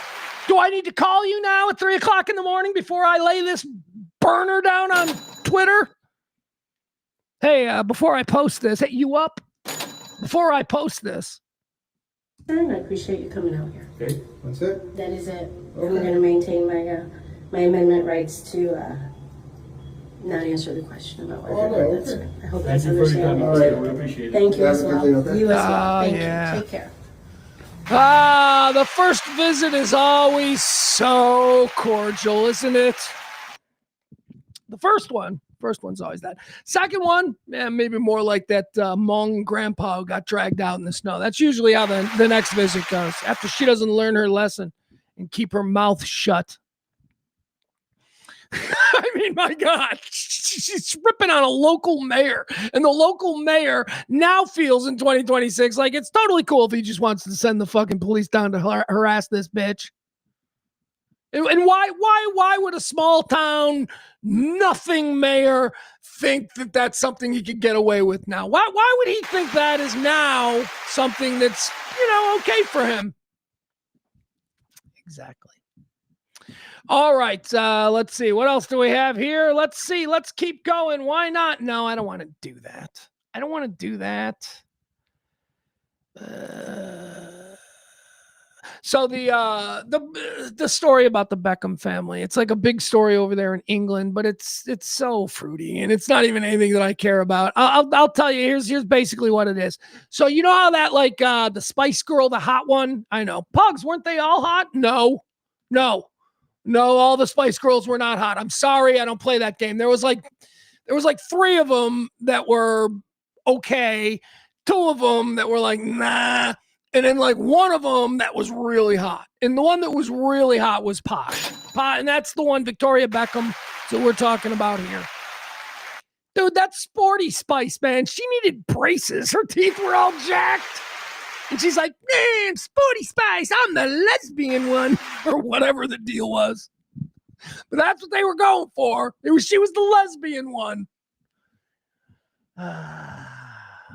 Jerry was 2, right? The rest, by the way, Jerry Halliwell, she was the redheaded Spice Girl. I don't know what her name was. Ginger. There you go. Ginger Spice. Ginger Spice is currently, like, whenever you see pictures of the Spice Girls now, Ginger Spice is the hot one. Ginger Spice is the one who aged the best. Ginger Spice is quite a woman now. I would argue that Jerry Halliwell is more attractive as a fucking woman now than she was when she was Ginger Spice. She's hot. She is. She's a big Formula One wife. So if you watch Formula One, you see her all the time. That's a classy broad, man. Anyway, Spice Girls. So you got the hot one. I always thought Posh was the hot one. The rest of them were like,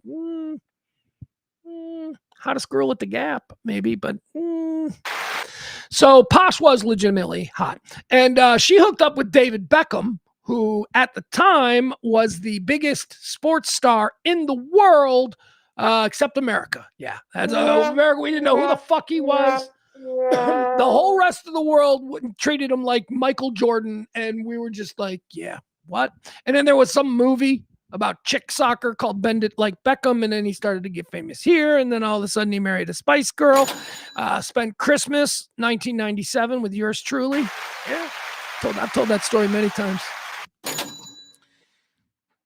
Yeah, I spent Christmas 1997 with David Beckham, Posh Spice, Michael Flatley, and Kevin Lanier. Kevin Lanier of the Mighty Mighty Bostons. That was who I've told this story before. All right, so I went on my first honeymoon over Christmas, and we went to Ireland, and we did a tour of Ireland, and we stayed in these really nice hotels, and we were there on Christmas. We were literally on our honeymoon. We spent Christmas Day in Ireland. We thought it would be great. What we didn't know was that Ireland doesn't do much. It's closed. Everything was closed, and we're in a hotel. There's nowhere to go. All the pubs are closed. We can't even. So we're just stuck in this hotel.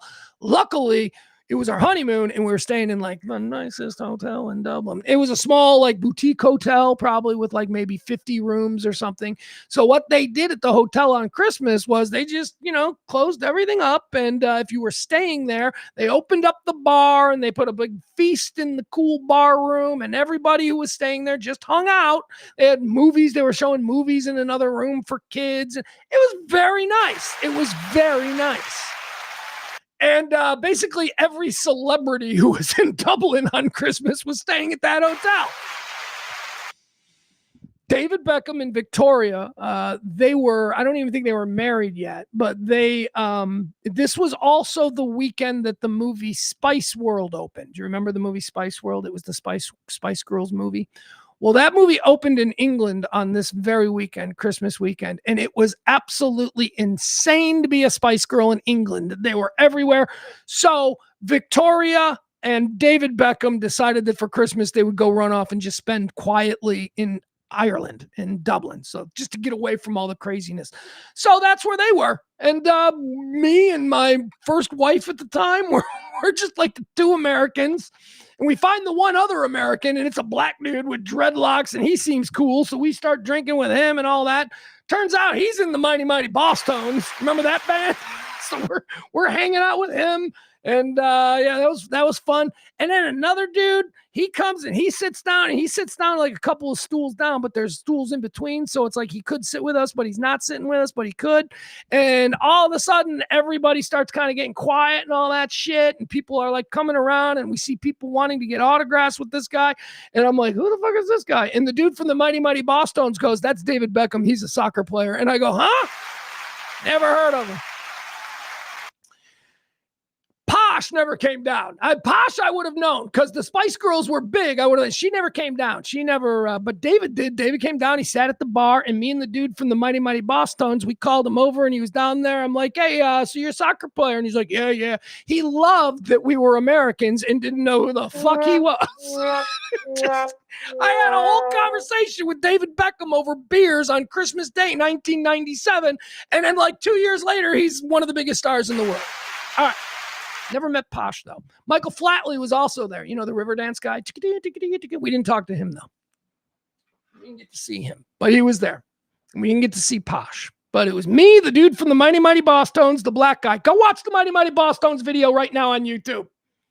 The black guy with the dreads playing the sax. That's him. That's Kevin. He was cool. He was fun. We actually spent the next day with him, just running around Dublin. At the time, I was working at a radio station in Chicago called Q101. I was on the morning show there, and that was the station. We were the alternative station, so we were playing the fuck out of the Mighty Mighty Boss Tones. So that was there was like kind of a connection between him and I. Like we knew a lot of the same people. And anyway, moving on. Point is this. I obviously have a deeply rooted connection with the Beckhams, so let's handle this story with kid gloves, would you? No pun intended. One of their kids, Brooklyn, who I guess is their oldest kid, he's apparently a real asshole. Or, I don't know, maybe if you believe what he says, David and Victoria are real assholes. But I'll tell you, David Beckham didn't seem like an asshole. He seemed like he was very nice to the people who were there in the hotel. There weren't any strangers being let in from the outside. So maybe he just kind of went, all right, there's enough people here. They'll all get used to me being around. It'll stop being, like I'm hanging out with fans. And so he kind of got normalized in there. And that was fine. Besides, I think it was all rich people and they're not as impressed with celebrity. I didn't even know who he was, but I was more impressed. Anyway, they seem like good people, or at least he does. Posh is probably a bitch. Now that I think about it, she didn't even come down to the bar once. She stayed in the room the whole time. Stayed in the room all hot, probably in her underwear. And like David's down here drinking with me. And he's literally got free full access to Posh Spice up there, a couple of floors. And he's down drinking with me and the dude from the Boss Tones. Anyway, I like David Beckham. I thought he was a nice guy. And when he got really famous. And then I had my friend Aaron. And apparently like Aaron is like really into David Beckham. And I'm like, oh yeah, I met that dude. And he's like, what? Like, yeah, I hung out with him. We drank beer. That was how I understood David Beckham was famous. When an American soccer player was like, "You met who?" And I'm like, "Some dude named David Beckham." Some dude. So Brooklyn, their 26-year-old son, who has a restaurant. He's got a big fancy restaurant in Beverly Hills. He's like trying to create a little lane for himself as a celebrity chef. Brooklyn. He's married to an American actress, apparently named Nicola. Not a very American name, but whatever. Apparently, it depends on who you ask, but there is a rift in the Beckham Posh Spice Brooklyn Beckham relationship because of Nicola, the new American actress wife. And guess who the problem is? Posh. The mother-in-law doesn't like the new wife. That's what I've been able to sniff out. Now, there's a lot of bullshit. I'm reading the story. Why is it a big story right now, especially in England? Because Brooklyn gave a scathing interview to one of the big British papers yesterday where he just went all in on his parents, just talking all kinds of shit about what terrible people they are. And I got to be honest, I'm reading this and I'm going, that's not so bad. You actually sound like a super rich little Nepo bitch who doesn't appreciate one iota all of the advantages you've been given in life. He's running a fucking restaurant. He's 26 years old, got his own restaurant in Beverly Hills. I wonder where the money for that came from. And he's trying to burn down what he calls Brand Beckham. Brand Beckham. Brooklyn Beckham, the 26-year-old son of David Beckham and Posh Spice. Brooklyn Beckham would have you believe that to his mother and his father, Brand Beckham is the only thing that's important. All right, let's go through some of the hot points in this story, and then we'll... But did you know? I didn't know this, man. Like Posh Spice, she's like tiny little Posh Spice. Posh Spice is like pushed out like 5 dudes. She's got like 5 boys. Like they're all boys. Yeah, I'll show you some pictures here. Yeah. All right. What is this? All right. Oh yeah. Look at this. This is good. No, go back. We want to see that again. Hold on, because that's good. Wait a second. Why can't I go back? I want to go back. Oh, for fudge's sake. All right, here's what we're looking at. This is Brooklyn Beckham. Look at him. This is his awful wife, apparently, if you're listening to Posh. This is Nicola. Posh doesn't like the new daughter-in-law. Apparently, according to Brooklyn, this is the root of the whole issue. But here, let's get into it. Okay, so let's show you some more pictures here first before I read it. All right, there he is. Doesn't he kind of look like E from Entourage? That's who I think Brooklyn Beckham looks like. All right, here you go. So we'll leave it here. Here's the 3, right? There's my old drinking buddy, David. I did take note of that. I did take note that he was fucking ridiculously handsome. You know who else took note of that? My first wife. She's like, he's good looking. I go, yeah, he's good looking. Apparently he's a world-class athlete too. He's got a fucking Spice Girl half naked in his bed upstairs and he's drinking with us. He's also obviously a dude. Anyway, there he is. Let's see. Let's get into the details of the bombshell revelations that have come out of Brooklyn Beckham, 26-year-old celebrity chef there in Hollywood. Apparently his mom and his wife, they do not like each other. Brooklyn Beckham has made a dozen explosive accusations in a ruthless statement hitting out at his family. The 26-year-old called out his famous parents for their inauthenticity, accusing them of making bribes, and scolded the family for their treatment of his wife on their wedding day. Let's see here. What are some of the problems here? The aspiring chef made it clear that he has no desire to reconcile with his family. As he said, he is standing up for himself for the first time in my life. I am Brooklyn Beckham, and I am done with this. I am done. Okay, Brooklyn, you want to give us the cars to your Bentley? Don't take things from me. Hey, Brooklyn, we're going to foreclose on the restaurant because you don't want that anymore. For the first time in my life, I am saying enough. You fucking kid. The aspiring chef made it clear that he has no desire to reconcile. Cut him off. Just cut him off. Has no desire to reconcile. Brooklyn posted a lengthy statement on Instagram. And across 6 story posts, he berated those around him for how they have acted these past few years. Friends of the Beckhams have told The Sun, however. So now, see, this is what I love about this piece, because they are putting out there all the things that the little Nepo baby bitch says about his parents, who probably love him.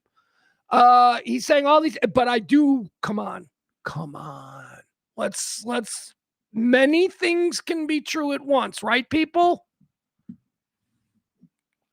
I bet Posh Spice is an awful mother-in-law. Just the worst. Especially if you're a daughter-in-law.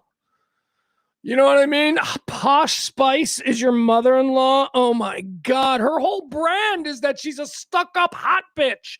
That was the Posh Spice brand. Not good. All right, let's go. Let's get into some of these. Look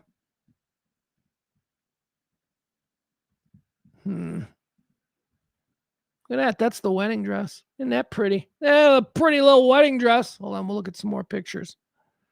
We got any more good pictures? What's this? I bet this is a good one. Nope.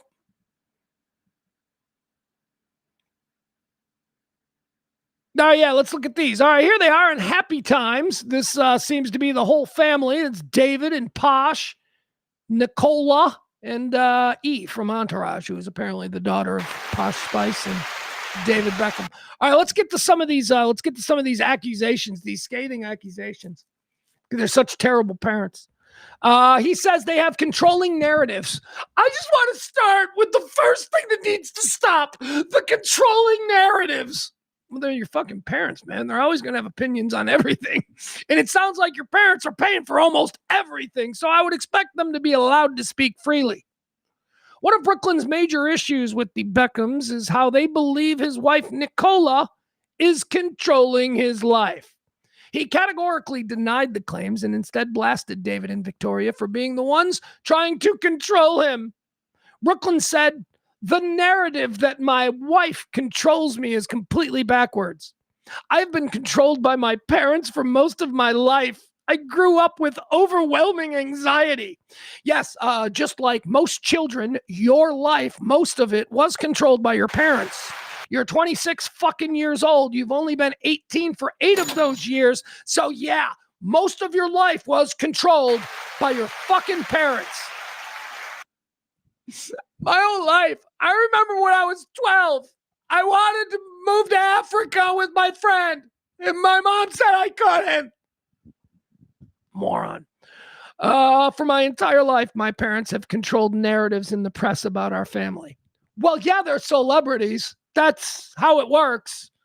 Gee, see, if you didn't have to put up with that as a kid, if you didn't have to put up with that, you would not have a restaurant in Beverly Hills right now. Just see how that works, kid. All right, we don't need any more of these pictures. All right, you get the pictures. We know what they look like. They're all fucking hot people. We get it, hot people. What else does he say? So the son's got him throwing out all this bullshit. Like, my parents say this, but then they go to like people inside to get the other side. So then you hear the opposite side too. Brooklyn's been estranged from his family since the start of last year, even missing his dad's 50th birthday celebration. However, insiders close to the family have accused Nicola of quietly fanning the flames of the increasingly bitter rift. A source said, "People are confused over these developments of the last month. It seemed like things had died down, but Brooklyn's decision to unfollow his parents..." Where's he getting his money from? I mean, the nerve of these like rich kids who have never had to do anything for themselves. It seemed like things had died down, but Brooklyn's decision to unfollow his parents and then block them seems to be reigniting the row. Now, I bet you his wife is a bitch. I bet you his actress wife is a total bitch, and she probably is filling his head with stuff. I am certain that his wife is awful. I am also certain that he's awful. Because there ain't nobody that could be raised the child of David Beckham and Victoria Beckham. Nobody could be raised and come out of that as a good, genuine person. These complaints that he's putting out there on Instagram and then doing in an interview with The Sun, these complaints are the complaints of an asshole who is ungrateful for all that he has been given in his life. All right, he also says that somebody in his family said that his new wife, Nicola, was not blood and not family. The scathing statement released by Brooklyn blames most of the issues on his parents and how they have treated his wife, Nicola. Brooklyn claims some members of his family said on the day before their wedding that Nicola was not blood and not family. Well, neither is any woman married to a guy. What? I don't understand that complaint. Well, she will be family as soon as we make it official. See, that's how marriages work. And then we'll have children. Are my children not going to be blood and in the family because half of them are hers? How does this work? It says here, people close to the Beckhams, sources close to the Beckhams clan claimed they were very desperate to extend an olive branch to Brooklyn over this past Christmas. Spilling all, one Beckham insider told The Sun, usually they wouldn't post all of the Christmas stockings laid out like that. So the Beckhams apparently did a post where they laid out all of their family stockings, and Brooklyn and Nicola were included. And so that's being seen as an olive branch. Like the Beckhams' mom and dad were like, look, we're going to put this out publicly. And if he sees it, we just want him to see that we still hang his and his wife, who he says we hate. We hang their stockings by our family farm. Yeah, could have been performative. Who knows? These people are all awful, but still. Here's a big one, though. Here's a big weird one, okay? So apparently there were better times when everybody got along. And Victoria, a.k.a. Posh Spice, she said that she was going to design the wedding dress, right? Nicola was like, oh, well, cool. Thank you for designing the wedding dress. And Victoria Beckham is like, oh, darling, we'll make the greatest wedding dress. And then, like, apparently just before the wedding, Victoria went, yeah, never mind. I'm not doing it. Like, she didn't even, like right before the wedding. She's like, hi, how's my dress coming? And Victoria was like, yeah, I decided not to. And the bride's like, nobody told me. I don't have a wedding dress. Victoria is said to have canceled making Nicola's wedding dress at the 11th hour, throwing the entire wedding into disarray. Nicola had asked Victoria to design a full-length gown, with the former Spice Girl said to have been secretly drawing. Oh, it says that she was, all right. So apparently it had come to Nicola, the young woman getting married to Brooklyn Beckham. It had come to Nicola's attention that Victoria, Posh Spice, had been drawing designs for a wedding dress, right? Like Victoria is like, what are you doing? What are you doing, Victoria? Oh, I'm just sketching wedding dresses, right? Sort of passive aggressively letting everyone know that I would really like to design the wedding dress. So the new daughter-in-law comes to Victoria Beckham and she says, I would really, in fact, love you to design my wedding dress. Would you do that? And she was like, oh, I sure will. And then at the last minute, she's like, nah. So that's a problem, but that's not, I don't think that's a problem specific to Brooklyn and his wife. I just think that's the way Victoria Beckham is. I think that she loses interest in something, she just doesn't give a fuck. It doesn't matter who the person is. She just lost interest because she's fucking Victoria Beckham.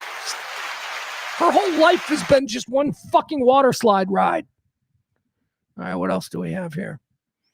Let's see here. Nicola instead wore a custom Valentino gown. Hey, Valentino, he died yesterday. Remember? We were talking about that. Let's see. Posh Spice also got mad at Nicola, apparently, over what she called evil table arrangements. All right, now this is kind of fucked up if true. So Posh Spice got really fucking angry at the seating arrangements for the wedding because both Brooklyn and Nicola at their private table, apparently there was a private table for the bride and the groom and the best man and the maid of honor, and then there was room for two other people. And those two people, that Brooklyn and Nicola, the bride and groom, the two other seats, because you couldn't have her parents and his parents because there were only two seats. So what they decided to do at their wedding was that allow the nannies who raised them to sit in those seats as both of these. Yes, apparently this Nicola chick also was raised by a nanny. So yeah, so Brooklyn, the son of David Beckham and Victoria Beckham, Brooklyn Beckham had his nanny who raised him sitting there at the table, and his wife, the bride, had her nanny sitting there, and apparently Posh went nuts. apparently Posh did not like that shit at all. Let's see here. During the wedding planning, my mom went so far as to call me evil because Nicola and I chose to include my nanny Sandra and her nanny Nonna at our table because they both didn't have husbands anymore.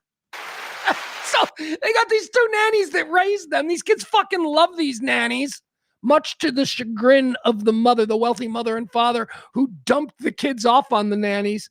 I don't understand why the nanny is so close to my child. Because the nanny was there for the kid the whole life. Bad dreams, all that shit. You were a fucking Spice Girl.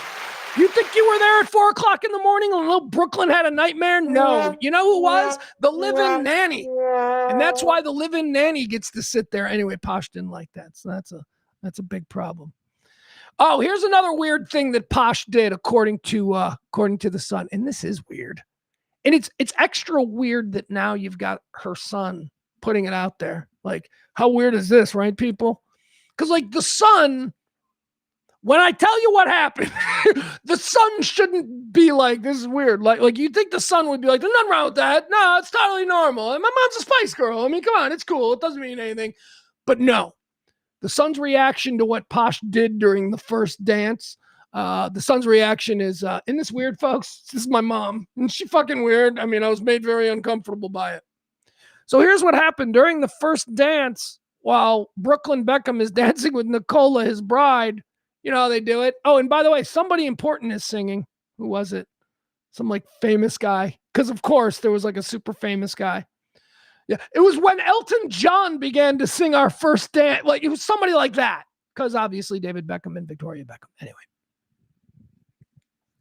So the first dance is happening. The bride and groom are dancing, and like right away, apparently Victoria Beckham cuts in, and like the bride has to.